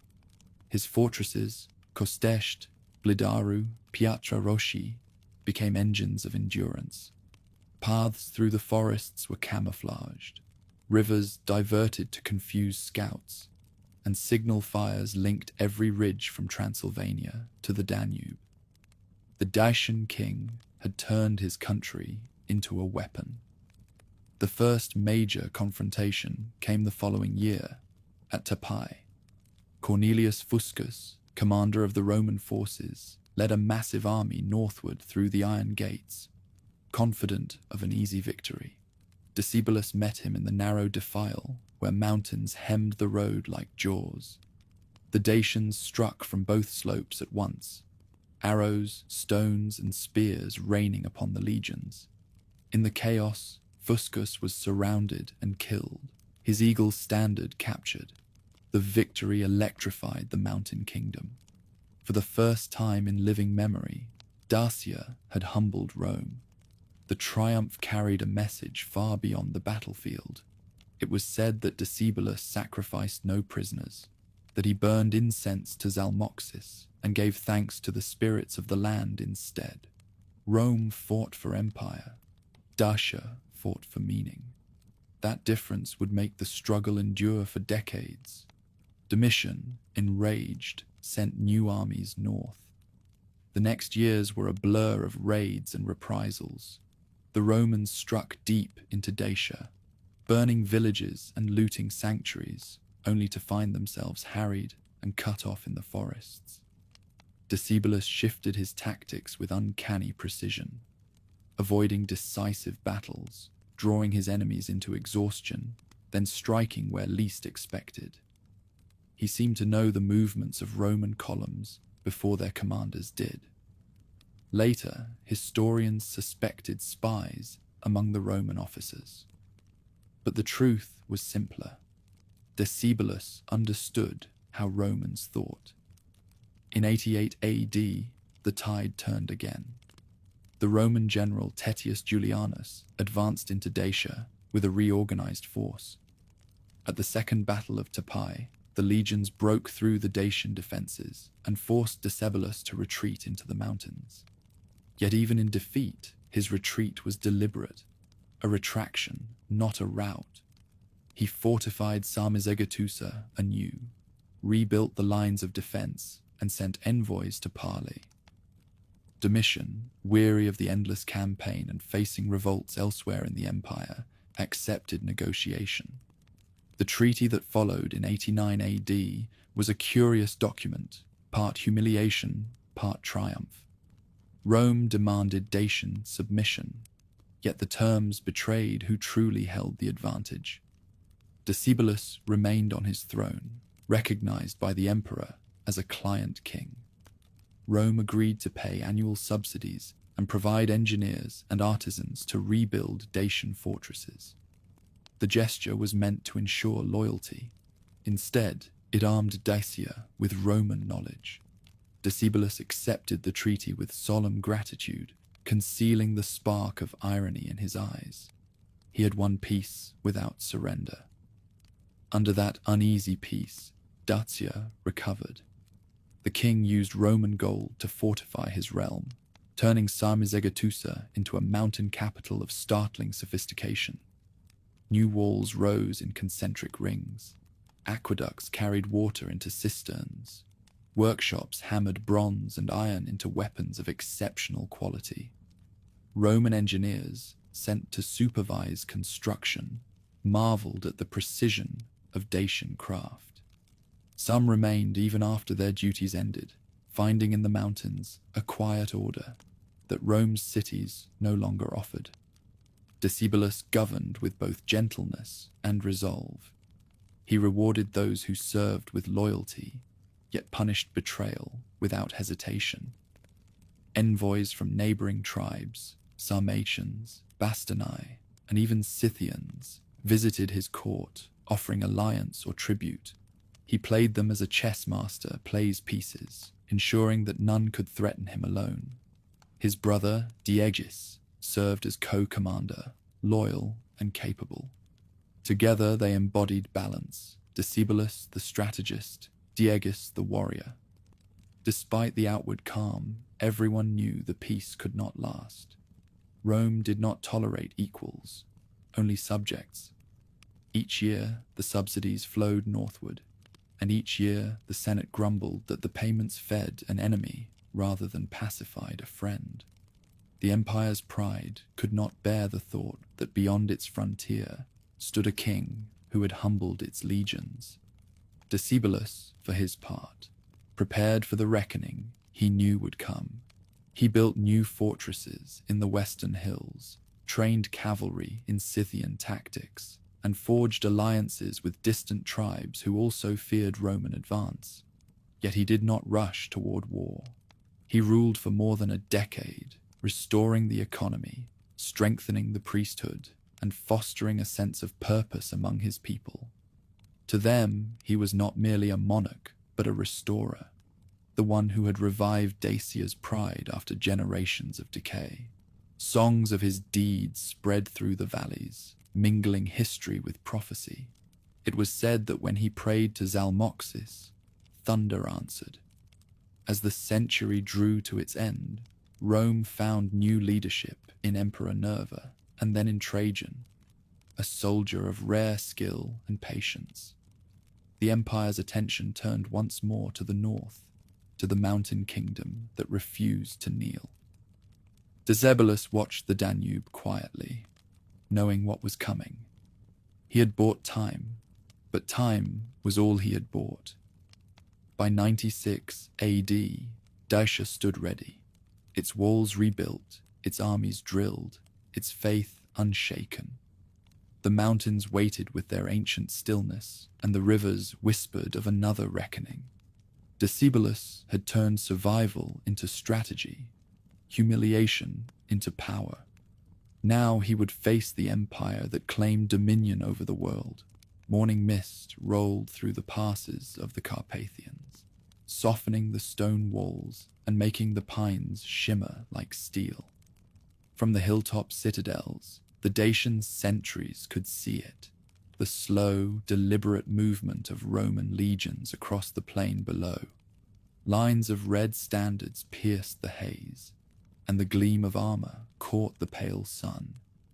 For the first time in generations, Rome had come not to punish, but to conquer. The empire had a new emperor, Trajan, soldier by temperament, strategist by instinct. He had spent years on the Rhine and Danube, studying the art of war, watching how northern tribes moved and fought. Where others saw barbarians, he saw an opponent worthy of the legions. When he became emperor, the question of Dacia was not merely political, it was personal. The subsidies that once bought peace had become an embarrassment. To restore Rome's honor, Trajan would destroy the mountain kingdom that had humiliated it. Across the river, Decebalus waited. He knew the patterns of empire, how it pressed forward with certainty, how it demanded obedience and masked ambition with ceremony. He had prepared for this moment not with speeches, but with stone. His fortresses had been rebuilt and linked by hidden roads. His people had been trained not only to fight, but to endure. In the forests, traps were laid where the Romans least expected them. Streams were diverted, bridges rigged to collapse. Dacia was not a land, it was a labyrinth. When the legions crossed the Danube, they did so on a marvel of Roman engineering. A bridge designed by Apollodorus of Damascus, its wooden arches resting on great stone piers. It was both a road and a declaration. Rome had bridged the frontier between order and wilderness, between empire and freedom. Each step of the soldiers across it was a drumbeat of inevitability. Trajan advanced north with precision. His columns stretched for miles, shadowed by cavalry and engineers. Along the way, forts rose behind them, temporary at first, then permanent. The land was marked, claimed, and measured. Yet the deeper the legions moved into the mountains, the less their discipline availed them. Narrow paths broke their formations. Fog and sudden rain turned the roads to rivers of mud. The Dacians struck like ghosts, appearing from the trees, hurling javelins and stones before vanishing into the mist. At Tapai, the two armies finally met in full. The field was narrow, hemmed in by slopes, a place that seemed built for ambush. Decebalus used it to perfection. His warriors descended from the ridges in waves, their curved blades flashing in the morning light. They fought not for land or plunder, but for the idea of Dacia itself. The Romans pressed hard, reeled, and rallied. Trajan rode among them, calm and relentless, his presence turning chaos into resolve. When the Dacian false found its mark, cutting through shields and helmets, the emperor ordered new armor forged on the spot, reinforced helmets, stronger greaves. Rome adapted as it bled. The battle dragged on for days. At dusk, the mountains glowed with the fires of both camps, their light flickering on the mist as if the sky itself burned. The Dacians withdrew into the forests when night fell, their casualties heavy but their spirit intact. For the Romans, it was not yet victory, but survival. The war had only begun. Trajan pressed onward, capturing one fortress after another. Kostesht fell, then Blidaru. The walls that had defied the southern world for centuries cracked beneath the siege engines and disciplined assault of the legions. Yet the Dacians fought with uncanny unity, farmers joining soldiers, women carrying water to the walls, elders praying to Zalmoxis in the temples above the battle. When a fortress fell, another lit its fires in defiance. Among Trajan's commanders was Lucius Quietus, a Moorish cavalryman whose skill in irregular warfare mirrored Decebalus's own. His riders struck deep into the forests, pursuing Dacian raiders through ravines where even Roman scouts feared to tread. Slowly, painfully, the empire learned the geography of resistance. Each victory carried its cost. Roads vanished into fog. Supply lines were cut. The legions fought hunger and exhaustion as fiercely as they fought men. Decebalus knew how to make the land itself an ally. He flooded valleys, poisoned wells, and sent decoys to mislead enemy scouts. For every Roman camp that rose, a Dacian ambush waited in the shadows. Yet he could not hold forever. The machine that was Rome, its discipline, its endless reinforcements, ground forward without rest. As the year turned, Trajan changed his strategy. He no longer sought a single decisive battle, but a tightening of the net. Fortresses that could not be stormed were starved. Tribes that hesitated were bribed or broken. Each surrender chipped away at Decebalus's alliances until only the heartland remained. Sarmizegetusa, the mountain capital. When Trajan's army approached the citadel, it did not attack at once. He encircled it, cutting off water and supply routes. Siege engines were built on terraces carved from the slopes. The sound of hammering carried through the forest for days. A rhythm of conquest echoing the rhythm of prayer. The Dacians held out longer than anyone expected, their resolve fed by faith. Inside the city, priests sang to Zalmoxis, and warriors sharpened their blades by firelight, knowing that defeat here meant more than death. At last, Decebalus sent envoys. He offered peace in exchange for recognition, pledging that his kingdom would trouble Rome no more. Trajan, weary of blood but unwilling to overextend, accepted. The terms were harsh, yet measured. Dacia would remain under its king, but its fortresses would be dismantled, its war machines surrendered, its borders watched by Roman garrisons. In return, Rome offered safety and dignity. When the treaty was signed, the legions withdrew, leaving behind ashes and silence. To Rome, it was victory, a campaign that restored pride and avenged humiliation. To Dacia, it was endurance. Decebalus had not been conquered, only cornered. He turned at once to rebuilding, using Roman subsidies and captured knowledge to strengthen what remained. In the years that followed, the mountains were quieter, but the quiet was deceptive. Dacia's capital grew more sophisticated than ever. New temples rose on the terraces. Workshops produced weapons with Roman precision and Dacian ingenuity. The aqueducts rebuilt by Roman engineers now served to supply hidden reservoirs. Even peace was turned into preparation. For Trajan, the campaign became legend. Poets celebrated his triumph. Sculptors began to imagine the scenes that would one day spiral around a marble column in Rome. Yet the emperor knew what those artists could not. The war had ended, but the Dacians had not yielded. The fires on the mountain ridges still burned at night, signaling to the gods and to their king that the struggle was not finished. Rome, victorious, turned homeward. Dacia, wounded but unbroken, waited. Both sides understood that treaties are pauses, not endings. And so, between the two greatest wills of their age, the Empire of the South and the Kingdom of the Mountains, there stretched a silence heavy with promise. The next war had already begun in the hearts of men who could not share the same sky. Smoke from distant hearths hung over the valleys like a veil of warning. For years, a fragile peace had rested on words neither side believed. Roman merchants came north with amphorae and silk. Dacian traders carried iron and honey south. Yet every exchange smelled faintly of preparation. Beneath the calm, both rulers counted their spears. In the mountain capital, Decebalus walked the terraces of Sarmizegetusa. listening to the water that fed the city's sacred springs. Roman engineers had helped build these channels after the last war.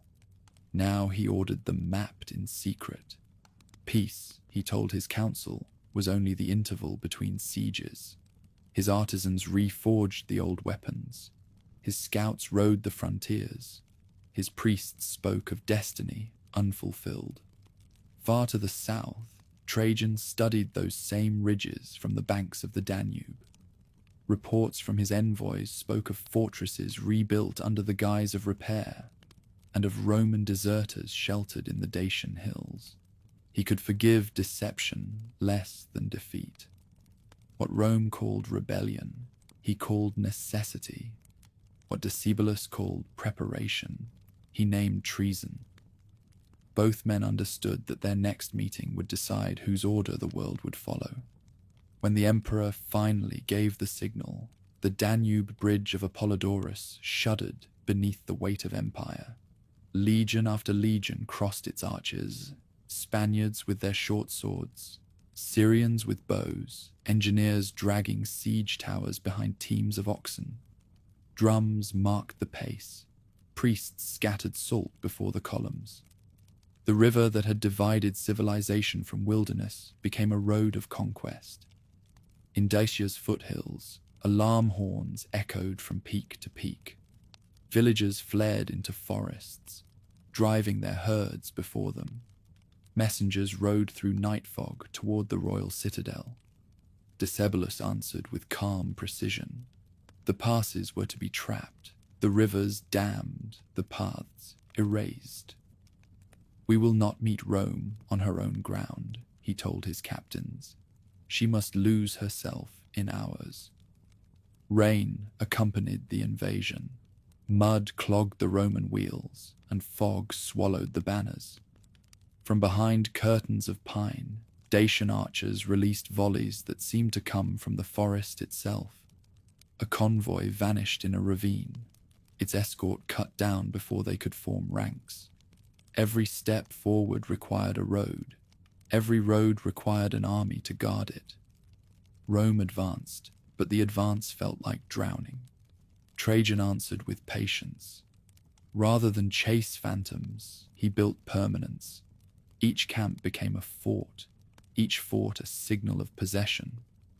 The landscape slowly changed shape under Roman geometry. Straight lines cutting across valleys that had known only curves. Civilization, in its cold discipline, began to overwrite wilderness. By midsummer, the emperor had reached the heart of the highlands. Decebalus withdrew into his fortresses, trading land for time.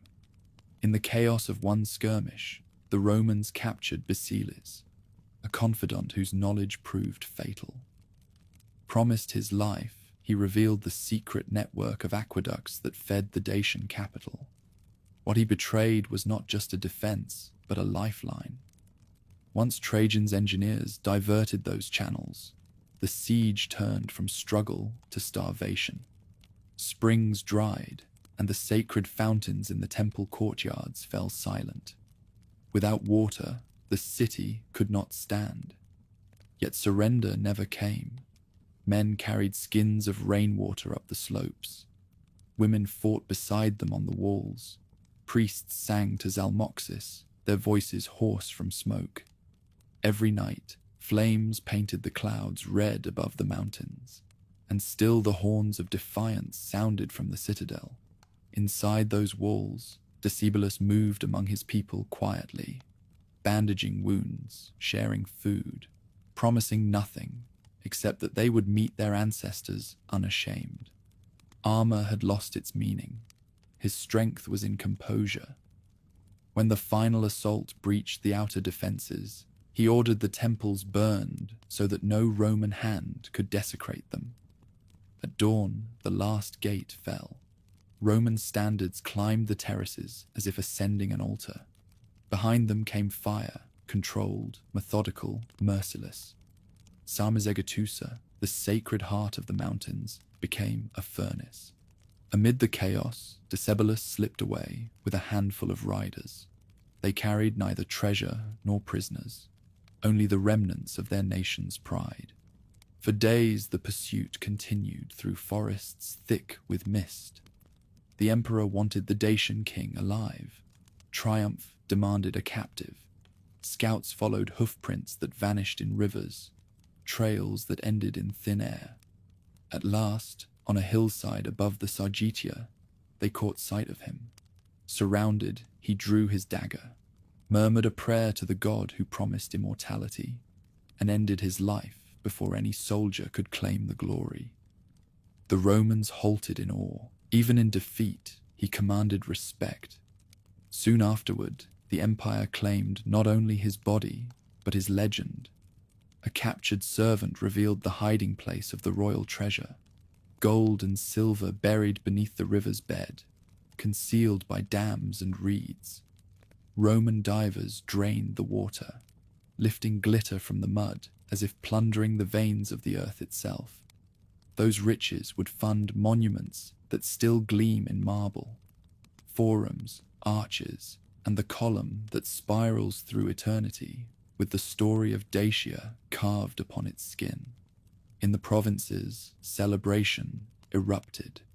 Trajan's triumph filled the streets of Rome with prisoners in chains and heaps of captured arms.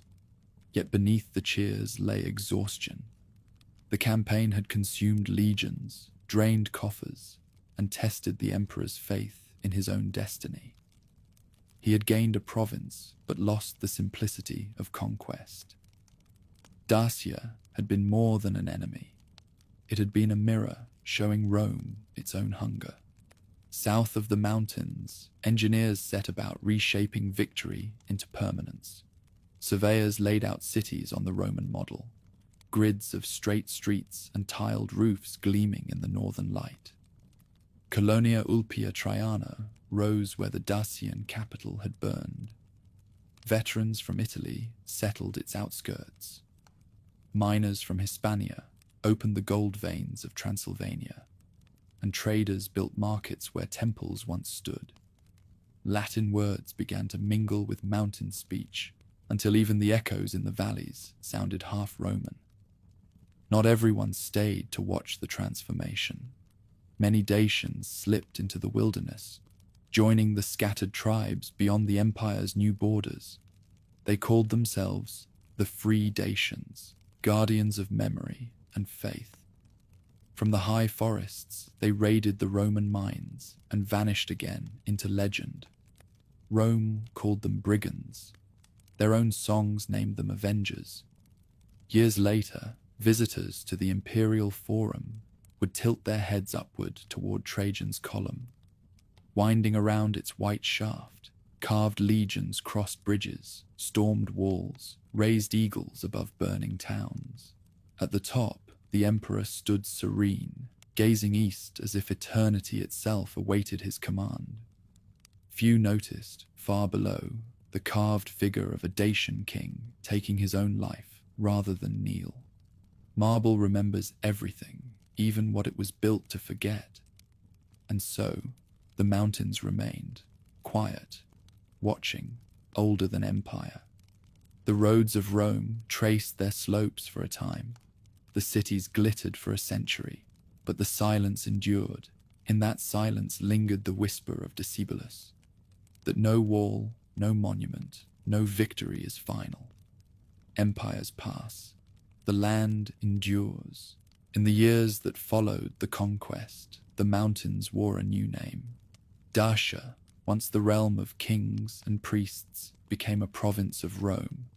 The eagle banners rose where the wolf-headed standards had fallen, and Latin replaced the old songs of the hills.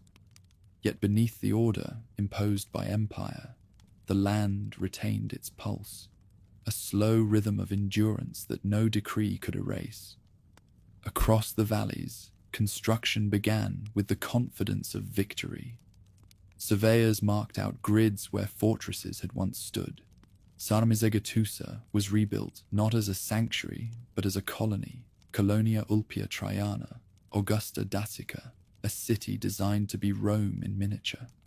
Marble forums gleamed under the cold northern sun. Statues of the emperor stood on plinths where the altars of Zalmoxis had burned. Roads radiated outward like veins, linking the mining towns and garrisons that kept the new frontier alive. Legionaries became settlers. The 13th Gemina, veterans from the Rhine, took position at Apulum, while 5th Macedonica was stationed at Potesa. Around each camp grew civilian quarters, taverns, workshops, bathhouses. Traders arrived from the Balkans and the eastern provinces, bringing amphorae of wine, lamps from Antioch, and gossip from the Mediterranean. Within a generation, Dacia began to look and sound Roman. Latin words blended with local speech, new gods mingled with old, and the scent of olive oil replaced the smoke of sacrificial fires. Still, the transformation was not complete. Beyond the city walls, the hills remained Dacian. Peasants in the uplands still buried their dead with bracelets shaped like serpents, still whispered prayers to mountain spirits before crossing rivers. In the evenings, the shepherds sang of Decebalus and the wars that had tested the courage of their ancestors. To Rome, these people were provincials. To themselves, they were the children of a kingdom that refused to die. Gold drove the empire's persistence here. From the mines of Alburnus, Maer, and Ampelum poured the wealth that filled Trajan's coffers. Tunnels were dug deep into the mountains, and the clang of hammers echoed day and night. Slaves and freedmen worked shoulder to shoulder, their sweat funding the marble splendor of Rome. Tablets of wax and bronze record their lives, contracts, debts, disputes, and fleeting hopes. Their Latin is rough, their spelling uneven, yet each line testifies that Roman civilization had seeped into the very stone. Over time, prosperity bred complacency. Under Hadrian and Antoninus Pius, the frontier quieted, the legions relaxed. New towns rose, Napoca, Porolissum, Diurna, connected by the great military road that traced the Muresh Valley. Villas spread across the plains, mosaics bright with color. Wealthy settlers hosted feasts beneath frescoes of Bacchus and Venus, never doubting that Rome's order would last forever. But the peace was never absolute. North and east of the province lived the free Dacians, Carpi and Costoboci, tribes that remembered too well the price of subjugation. They watched the Roman roads with patient hatred, striking whenever the garrisons thinned. In the reign of Antoninus Pius, the hills flared with revolt. Bands of warriors swept through mining districts, burning workshops and slaughtering tax collectors. Roman reinforcements restored control, yet the rebellion left a scar. To the south, the empire's frontiers shuddered under new pressures. Germanic tribes pressed westward, and nomads roamed the steppes beyond the Black Sea. Dacia stood exposed, a lonely finger of empire north of the Danube, costly to defend and impossible to abandon. Successive emperors fortified it again and again, each adding walls and watchtowers as if stone alone could resist history. Life within those defenses continued with Roman dignity. Bathhouses steamed through winter, amphitheaters filled with laughter and blood. Local nobles gained Roman citizenship, their sons serving as officers in distant legions. Inscriptions from Apulum praise governors, merchants, and priests who dedicated temples to Jupiter and Minerva. Latin became the language of ambition, the key to advancement. Even those who still honored their old gods learned to carve their dedications in Roman letters. Yet in the countryside, another world endured. Farmers left small offerings at crossroads, garlands of grain, coins, clay figurines of wolves and eagles entwined. These were the symbols of survival, a quiet acknowledgement that Rome might rule the cities. But the spirits of the land still ruled the fields. Archaeologists would one day find their traces. rustic shrines beside Roman villas, sanctuaries where Zalmoxis and Jupiter shared the same altar. During the Marcomannic Wars, under Marcus Aurelius, the illusion of safety shattered. Waves of tribes from beyond the Danube poured into the province, burning and plundering. The legions fought fiercely, but the invaders left behind famine and disease. Refugees crowded into the fortified cities, and for the first time since Trajan's triumph, Dacia felt the edge of fear. The emperor restored order, yet the memory of vulnerability lingered. Rome had extended too far, and the mountains whispered what the Senate dared not say. Nothing built on conquest lasts forever. Even so, life returned to its rhythm. Markets reopened, temples were rededicated, and children born after the war knew only the empire's peace. Coins from this era bear the serene faces of emperors long dead, circulating among people who had never seen Italy, but called themselves Romans nonetheless. A farmer tilling the soil near Apulum might never have heard of Trajan, yet the language he spoke was his legacy. By the 3rd century, cracks deepened in the imperial facade. Civil wars raged in the west. In the east, new enemies rose. Dacia's prosperity made it both prize and burden. The gold that once enriched Rome now attracted raiders from every horizon. The legions held as long as they could, but exhaustion replaced glory. Garrisons shrank, roads fell into disrepair, and the border towns became fortresses once more. As decline spread, the mixture of cultures within the province created something lasting. Romans married Dacians, veterans settled among locals, children bore names that blended both heritages. Their gods merged, their festivals intertwined. On winter nights, the same families might offer prayers to Jupiter, Optimus Maximus, and to the mountain ancestor whose name no longer had a Roman equivalent. Out of conquest had come fusion, a fragile, enduring synthesis. In its final decades, Dacia existed like a candle flickering in wind. Emperors changed faster than seasons. Each sent edicts promising protection, few kept them. The once proud province had become a frontier, constantly on the brink of abandonment. Yet its people endured, resilient as the stone that shaped their homes. When historians later spoke of Dacia, they remembered mines, cities, and fortresses, but the true legacy was linguistic and spiritual. Rome had conquered the land, but the land had altered Rome in return.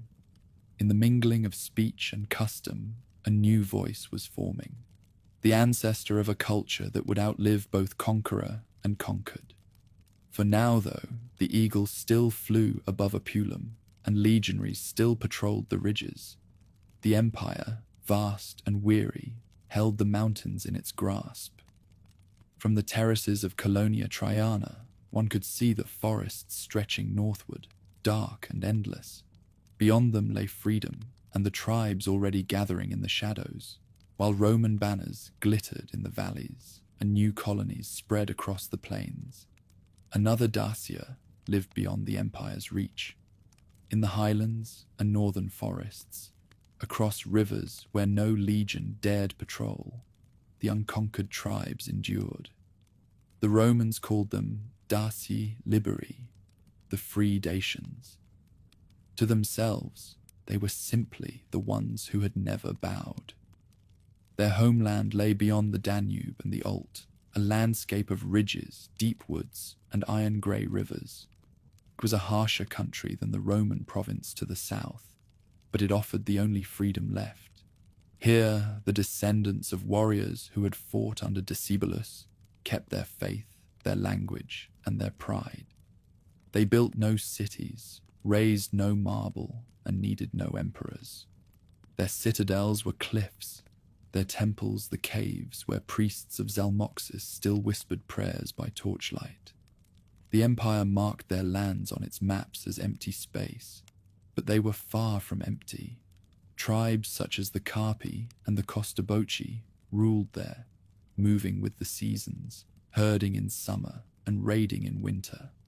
To the Romans, they were nuisances, wild men who stole cattle and burned border forts. Yet these same barbarians preserved the pulse of an older Dacia. Their war cries carried the same rhythm once heard at Tapai. Their rituals still invoked the mountain god who had promised immortality. At night, the fires of their camps could be seen from the Roman side of the frontier, flickering like defiance made visible. Between those flames and the lamplight of the garrisons lay more than a river. It was the divide between two visions of order. South of the Danube, Rome measured time in calendars and edicts. North of it, the free Dacians marked their years by battles and omens. Each side believed itself the true heir of the land. Conflict was constant, though rarely open war. The free Dacians raided the province for iron and captives. The legions retaliated with campaigns meant to punish and intimidate. Neither could destroy the other. The Romans had discipline and numbers. The tribes had mobility and the terrain. Each mountain pass, each forest glade, was a battlefield already prepared by nature. Rome could occupy the plains, but the mountains belonged to the wind and those who followed it. The Carpi were the fiercest among them. Living along the eastern slopes of the Carpathians, they became both raiders and traders. They crossed the frontier when the Danube froze, seizing Roman goods, then returned in summer to sell what they had stolen. Sometimes they served as mercenaries for Roman governors, fighting Rome's other enemies in exchange for gold and weapons. But loyalty was seasonal and memory long. When opportunities came, they turned their blades again toward the empire. The Costoboci, settled further west, carved their own legend. In one audacious campaign, they swept south through Moesia and Macedonia, reaching as far as Greece. Chronicles from Athens describe wild horsemen appearing at dawn, shouting in strange tongues and carrying the thunder of the north. They plundered temples and vanished before reinforcements could arrive. The Greeks called it barbarism. The Dacians would have called it revenge.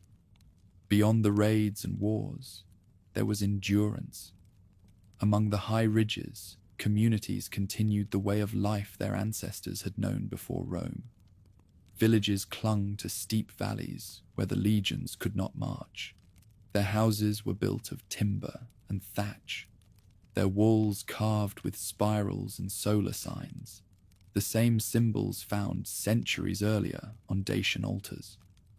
Archaeologists would later uncover pottery and ornaments nearly identical to those from the age of Decebalus, as though time itself had chosen to linger there. Religion bound them more tightly than blood. The cult of Zalmoxis survived intact in the mountains, reshaped but never erased. His priests, called by the Romans Kapnobatai, those who walk in smoke, held ceremonies in caves thick with incense. They taught that death was only passage, that the soul's immortality was the true victory denied by empire. In the valleys of Roman Dacia, men prayed in Latin to Jupiter. In the highlands, they still invoked the god who had promised freedom beyond fear. Two civilizations shared a sky, but not a heaven. Over time, contact between the two worlds grew strangely symbiotic. Roman traders ventured north under guard, exchanging salt, wine, and glass for amber, furs, and slaves. Some free Dacians served in Roman auxiliary units, earning pay and citizenship before returning to their hills. Through these exchanges, ideas crossed invisibly. Latin words crept into Dacian speech. Roman tools appeared in tribal forges, and Dacian ironwork found its way into Roman markets. Resistance and exchange became two sides of the same survival. In the 3rd century, the balance began to tilt. new powers arrived from the steppes, Sarmatians, then Goths, pressing against the Dacian lands. The free Dacians fought them as fiercely as they had fought Rome, but their numbers dwindled. The empire, weakened by civil war, could no longer police its borders effectively. The Carpi took advantage, launching massive incursions into Roman territory. At their height, they raided as far as Pannonia, forcing the emperors of the crisis years to buy peace with tribute. For a brief moment, the mountain tribes seemed to have turned the tables on their ancient conqueror. But fortune turned as quickly as it had risen. Emperor Aurelian, preparing to withdraw from the province altogether, struck one last punitive campaign against them. He drove the Carpi north and east, deporting many into Roman territory to repopulate deserted lands. Others were scattered across the plains by Gothic pressure. The proud name of the free Dacians began to fade from record, replaced by the swelling chorus of new invaders who now filled the Carpathian basin. Even as their political identity dissolved, their spirit left its mark. The mountain sanctuaries remained active long after Roman Dacia was gone. Coins from every emperor, Hadrian, Antoninus, Marcus Aurelius, have been found beside crude idols carved from wood, suggesting that Dacian traders still moved between worlds, bridging the sacred and the profane. Their language, infused with Latin borrowings, survived in borderlands where the empire's reach had thinned. It was there, in those margins, that a future tongue began to take shape, a fusion of conqueror and conquered, destined to outlive them both. From a Roman perspective, the free Dacians were an irritant, a recurring rebellion. From a wider view, they were the keepers of continuity. While empires rose and fell, they kept the mountains inhabited, the passes watched, the fires burning. When the legions finally departed and the frontier crumbled, it was these hill peoples, half Roman in speech, half Dacian in soul, who remained to inherit the silence. By the time Rome formally abandoned Dacia, the distinction between free and subject had blurred beyond meaning. The descendants of the free Dacians mingled with the settlers who stayed behind, creating the lineage that would populate the mountains for centuries. Their world had never known peace, but it had known survival, and in that survival lay a victory that neither Rome's legions nor the passing tribes could erase. They had outlasted conquest not by defeating it, but by absorbing it. Their resistance was not rebellion, but endurance, a quiet refusal to vanish. In the high valleys, where the forests still held the shapes of ancient walls, their descendants watched the empire withdraw and whispered the same prayer their ancestors had spoken before any Roman crossed the Danube, that the land would endure, that the mountains would remember, that Dacia, though conquered, would never die. The mountains had seen kingdoms rise and empires fade, yet even they seemed to grieve when the Romans began to withdraw. For more than a century and a half, their banners had crowned the ridges and valleys. Their laws had ordered the rhythm of the land. Now that rhythm faltered. The empire, beset by crises on every border, could no longer defend a province that had become both a prize and a liability. The decision to leave was less an act of policy than a surrender to exhaustion. Long before the final command, the signs had been clear. The 3rd century was an age of unraveling. Emperors crowned and murdered in the same year, invasions pouring across the Rhine, plague and famine sweeping through the provinces. Dacia, far to the north and isolated beyond the Danube, felt the empire's tremors like aftershocks of a distant earthquake. Garrisons shrank, roads crumbled, the legions stretched thinner with each campaign. Raiders came not in waves, but in tides. Goths, Carpi, Vandals, names that carried the chill of the steppe. Inside the cities, the sense of security that Rome had once promised began to erode. At Colonia, Ulpia Traiana, merchants shuttered their shops earlier each night. Temples stood half empty, as priests whispered of omens.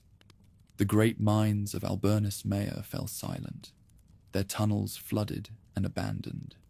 In Apulum, the soldiers of the 13th Gemina patrolled streets more out of habit than hope. They could no longer protect the countryside, only themselves. When Aurelian came to power, the empire was already bleeding at its edges.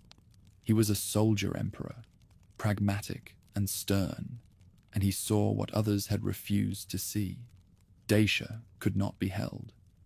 It lay north of the Danube, separated from the empire's heart by a river that could no longer be safely crossed in winter. The legions were exhausted, the supply lines too long, the enemies too many. To save the empire, he would have to sacrifice its outermost skin. The decision, when it came, was swift, but not without sorrow. Edicts were issued for the evacuation of civilians willing to resettle south of the river. Veterans, colonists, merchants, and their families gathered what they could carry. Caravans wound through the mountain passes toward the Danube crossings, an exodus more mournful than triumphant. Those who had once come north as conquerors now went south as refugees. Some looked back from the riverbanks, watching the peaks fade behind mist, whispering prayers in Latin and Dacian alike. Aurelian established a new province on the safer side of the river, Dacia Aureliana, so that the name, at least, would survive. Its capital at Serdica and later Ratiaria became home to the displaced.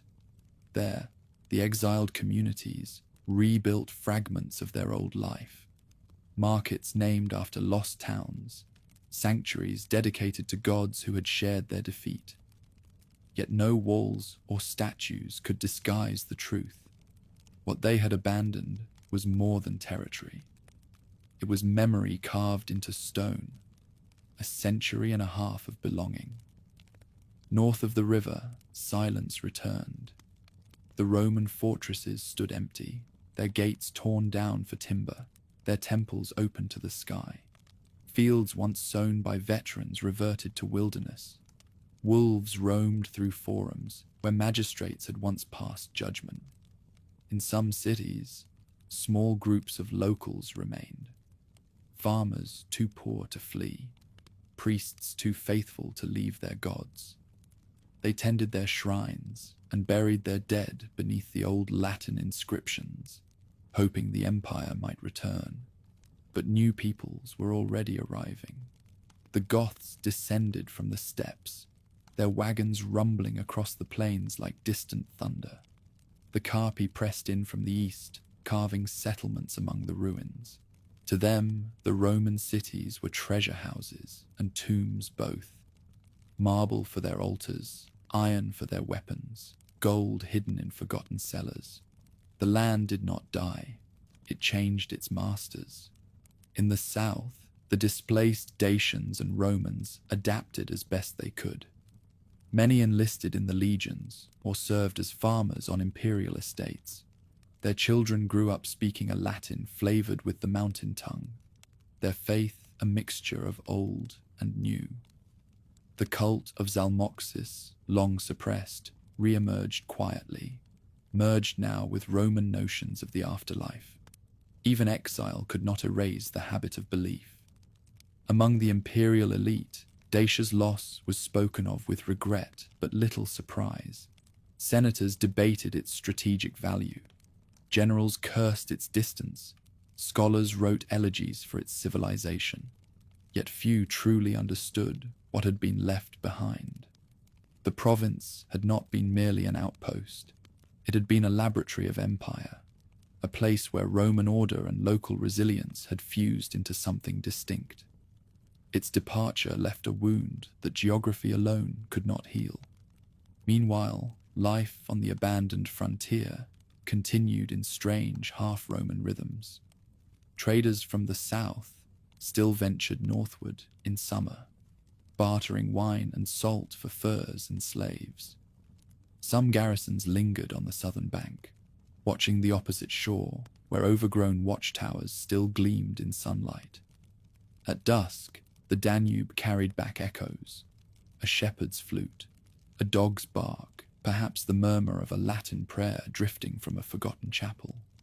For the empire, the withdrawal marked both an end and a revelation. Rome had reached its natural limits. The dream of endless conquest, which had begun with Augustus and found its apex under Trajan, ended here among the Carpathians. The northern frontier became a scar, reminding every emperor after Aurelian that even eagles must retreat. Dacia, once Rome's proudest conquest, became its most poignant loss. Yet even abandonment can birth endurance. The people who had lived in the province did not vanish. They adapted. Over generations, Latin-speaking communities persisted in the valleys south and north of the river, blending with those who had remained behind. Out of this mingling would arise the faint beginnings of a new identity.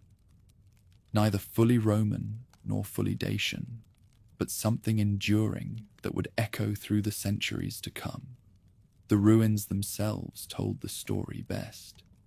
At Apulum, weeds grew through the cracks of the amphitheatre, where laughter and blood had once mingled. In Sarmizegetusa, the Roman temples crumbled beside the Dacian altars they had replaced, as if the gods of both nations had agreed on a truce. Every spring, the rivers burst their banks and washed over the remnants of roads and walls, carrying fragments of marble downstream. Travelers, who later found them in the mud, called them stones of memory. Far away in Rome, emperors continued to rule, but their maps no longer included the province that had once symbolized imperial pride. The Danube frontier hardened into a boundary not just of geography, but of imagination. To the south lay the world of law and order. To the north, the realm of mystery, mountains, and ghosts. The Romans called it Barbaricum, yet for those who still remembered, it remained home. And perhaps, in the evenings, when the wind swept down from the Carpathians, even the soldiers on the southern bank felt its pull.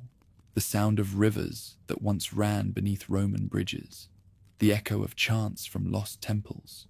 They would look north and see nothing but darkness, yet know that in that darkness lingered the echo of a people who refused to be erased. The empire had withdrawn, but Dacia was not gone. It had merely changed form, retreating into the mountains, into language, into memory. Stone had fallen, but spirit had endured. Wind swept through the abandoned fortresses, where once Roman eagles had glinted in the sun. Moss climbed the walls, trees rooted in the cracks, and the silence that returned to the mountains was not peace, but vigilance. For centuries, armies had marched through these valleys. Now only echoes remained. Yet beneath the stillness, life endured. The Dacians had not vanished when Rome withdrew. They had scattered, blended, and adapted, their presence woven into the shifting tribes that flowed across the Carpathian world. The land they left behind became a crossroads once more. From the east came the Goths, tall and relentless, driving their wagons across the plains and claiming the Roman ruins as their own. To them, the remnants of Dacian and Roman walls were convenient shelters, temples reimagined as halls, amphitheatres turned into marketplaces. The fusion that had begun under Rome continued under these new masters, though now it spoke with a different accent and prayed to different gods. Some of the old inhabitants submitted quietly, trading labor for protection. Others fled into the high valleys where the ancient tongue still survived. There, among forests untouched by empire, families kept the rhythms of an older life. They tilled narrow fields, kept herds on the upland meadows, and passed down songs that spoke of mountain kings and the god who promised immortality. Though they no longer called themselves Dacians, the memory lingered in the stories told by firelight. Farther south, the empire lived on in another form. Constantinople had risen from the bones of old Byzantium, and the eastern emperors claimed to be heirs of Rome and Tyre. From their marble halls, they watched the northern frontier, with equal parts fear and longing. To them, the lands beyond the Danube were both threat and inheritance, lost provinces that haunted imperial dreams. Byzantine chroniclers still used the name Dacia, though few who read their words could imagine what the place had once been. In the 4th century, waves of new peoples poured through the Carpathians. The Visigoths came first, fleeing the pressure of the Huns. For a generation, they dominated the region, blending with remnants of Roman culture.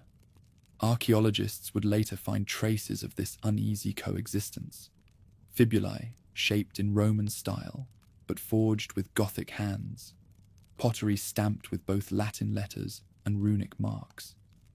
In those hybrid forms lay the truth of the age, a world dissolving and recombining faster than anyone could record it.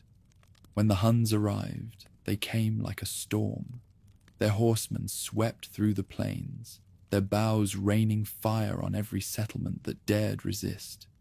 Cities that had endured since Trajan's conquest burned to ashes. The Gothic kings fled westward, leaving behind shattered tribes and scattered survivors. In the mountains, the hidden villages endured as they always had. The Huns did not linger among the peaks. They sought the wealth of cities, not the endurance of shepherds. Under Attila, the Carpathian Basin became the heart of a short-lived empire of motion and terror. Envoys from Constantinople crossed these lands carrying gold and trembling prayers for peace. Somewhere in that vast, transient dominion lived the descendants of those who had once called themselves Dacians, now indistinguishable from their Gothic, Sarmatian, or Romanized neighbors. They had become the quiet background of history, the soil from which new peoples grew. After Attila's death, the world convulsed again. The Huns vanished as swiftly as they had appeared, leaving emptiness in their wake. Into that void came the Gepids, another Germanic tribe, who settled along the Tisza and claimed the ruins of Apulum and Porolissum as their capitals. They repaired the Roman roads, minted coins, and buried their nobles with swords inlaid with garnets. Their rule was gentler than the Huns, yet they too saw themselves as inheritors, not creators. The mountains remained untamed, the valleys restless. In Constantinople, emperors watched and plotted. They sent missionaries north, men fluent in both Latin and faith, bearing crosses instead of swords. Christianity had long touched the region's edges, but now it crept inland, carried by exiles, traders, and soldiers. In the ruins of Roman temples, the cross replaced the eagle. Yet even conversion came in fragments. The Highlanders baptized their children in rivers sacred long before Christ. They built chapels near the shrines of older gods. Their faith was a negotiation between heaven and the earth they knew too well. Through these centuries of shifting dominion, the name of Dacia faded from official maps, but persisted in memory. Byzantine scribes referred to Dacia Ripensis and Dacia Mediterranea, new provinces south of the Danube named to keep the ghost alive. The real land north of the river belonged to no empire. Travelers described it as a wilderness inhabited by shepherds and warriors, a place where Roman ruins rose from forests like the bones of giants. Life continued in patterns that ignored conquest. Spring saw the migration of flocks to mountain pastures. Autumn brought harvest festivals that mingled Roman customs with older rites. The people drank from clay cups patterned after designs their ancestors had carved centuries earlier. Women still wore bracelets shaped like serpents, their spirals echoing a faith older than memory. Every gesture was inheritance disguised as habit. When the Lombards came in the 6th century, they found a landscape already layered with civilizations. Their historians wrote of small communities speaking a corrupted Latin and claiming descent from Romans left behind. Perhaps these were the descendants of miners, soldiers, and settlers who had refused to leave when Aurelian withdrew. Perhaps they were simply the new name of the Dacians, transformed yet continuous. The empire they had served was gone, but their language, worn, reshaped, and tenacious, survived like a thread through the centuries. Meanwhile, the Byzantines reasserted their influence over the lower Danube.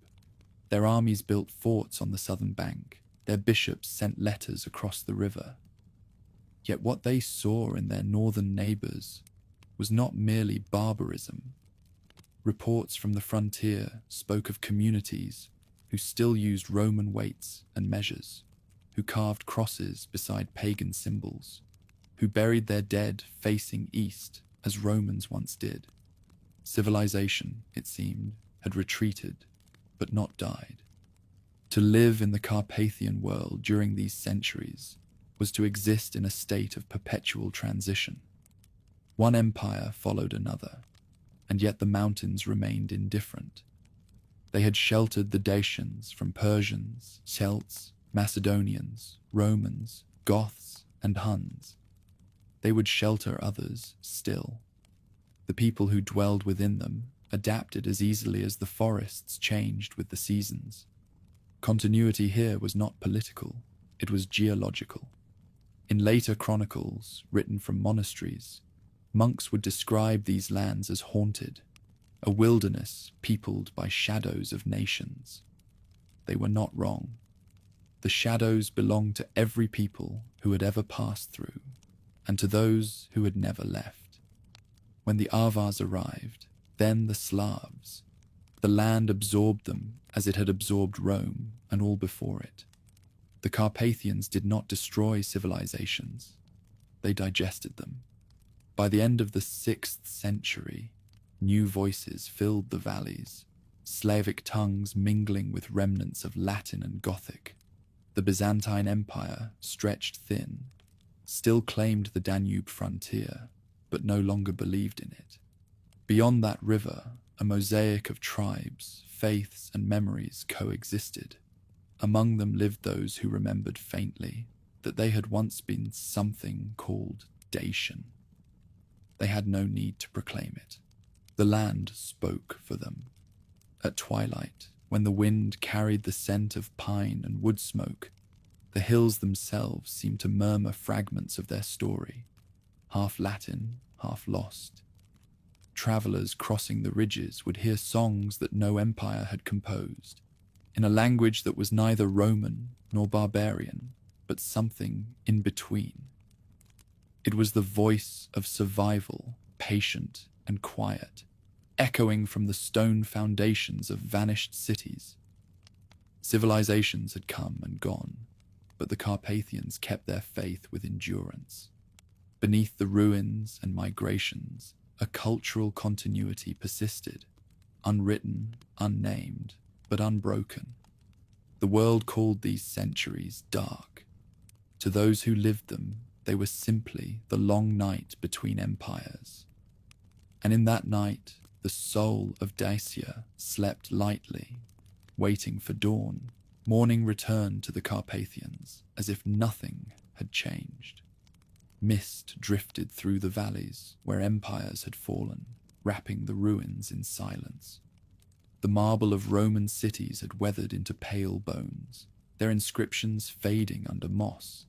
Yet beneath that stillness, something ancient endured. The Dacians, no longer visible as a nation, no longer named in chronicles, had become the invisible root of the land itself. In the 6th century, the old world was dissolving into new forms. the Slavs poured across the Danube, settling the plains and river valleys with their wooden villages and pagan altars. To the west, the Lombards pushed into Italy. To the east, Byzantium clung to its fragile authority.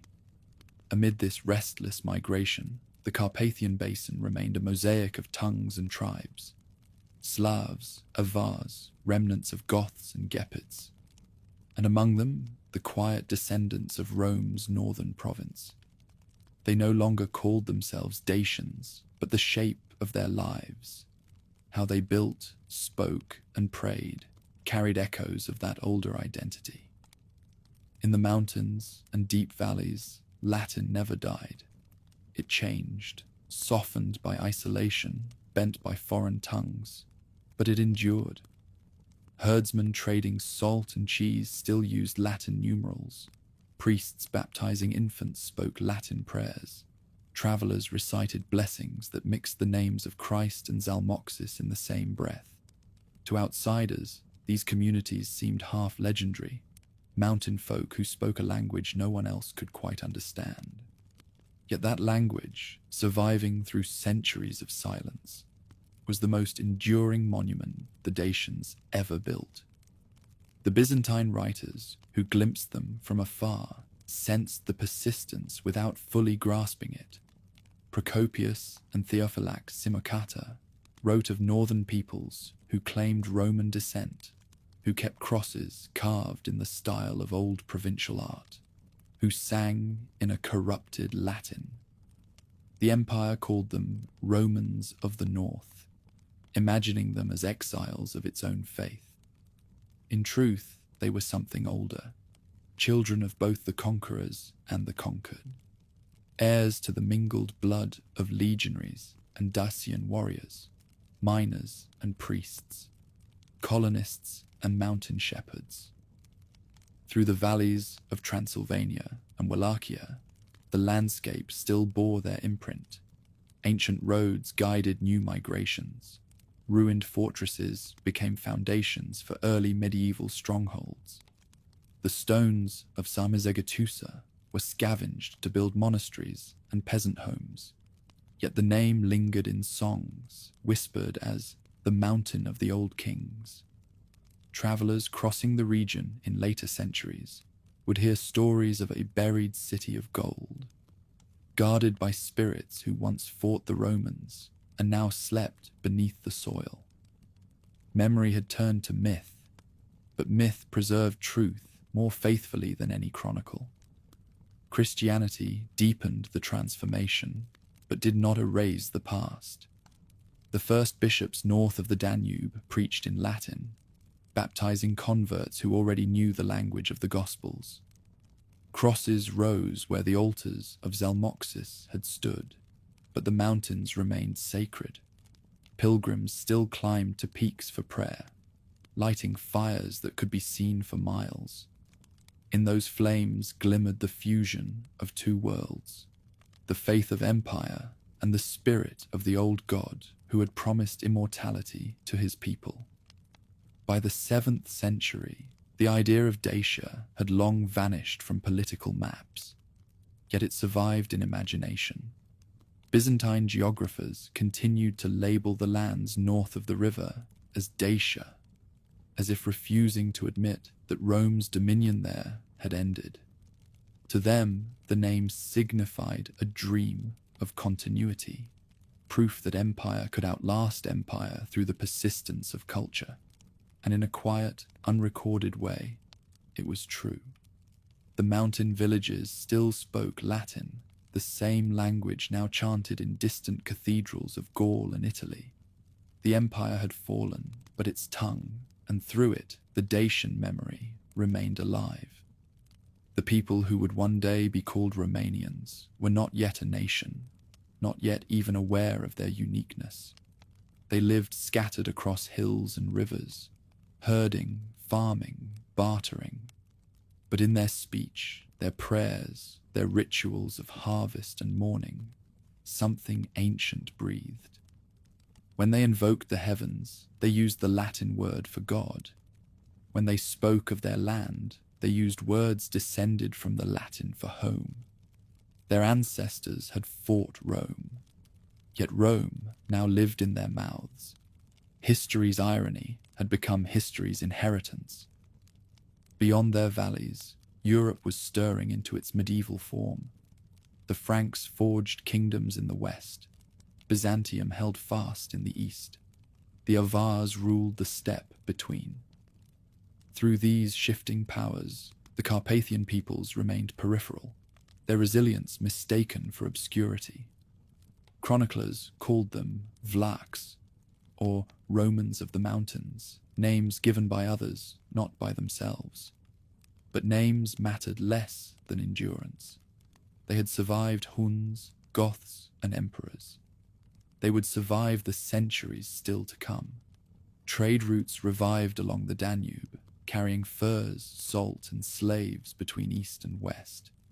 Byzantine merchants, hearing the strange Latin dialect of the upland traders, recorded their astonishment that anyone beyond the empire still spoke the tongue of Caesar. The world around them had turned Slavic, Gothic, or Turkic, but these mountain folk clung to the words that once bound them to both Rome and Dacia. Language became resistance, not rebellion, but memory spoken aloud. In legend, the Dacian kings were never truly gone. Peasants told stories of Burebista and Decebalus sleeping beneath the mountains, ready to rise when their land again needed unity. Every fortress ruin became their imagined tomb, every thunderstorm their restless stirring. The old cult of immortality had turned into folklore, a belief not in the endless life of the body, but in the undying endurance of the people themselves. Empires had fallen, but their ancestors, it was said, still watched from the clouds. By the 8th century, the region had entered the long twilight between antiquity and the Middle Ages. Slavic villages dotted the lowlands. Byzantine missionaries journeyed north with icons and psalters. New alliances formed and dissolved like mist. Yet through all of it, the core endured. The mountains, the language, the memory. Dacia no longer existed as a kingdom, but as a continuity. It was not a place anymore, but a presence. What Rome had built in stone, the Dacians rebuilt in spirit. Their legacy was not an empire, but a resilience that carried through centuries of chaos. In their faith, the old gods had not entirely died. They had been baptized and transformed. In their speech, Latin had not conquered, it had merged. In their endurance, identity had not vanished, it had evolved. The Dacians had lost their name, yet in losing it, they had gained something greater, a place in the bloodstream of Europe.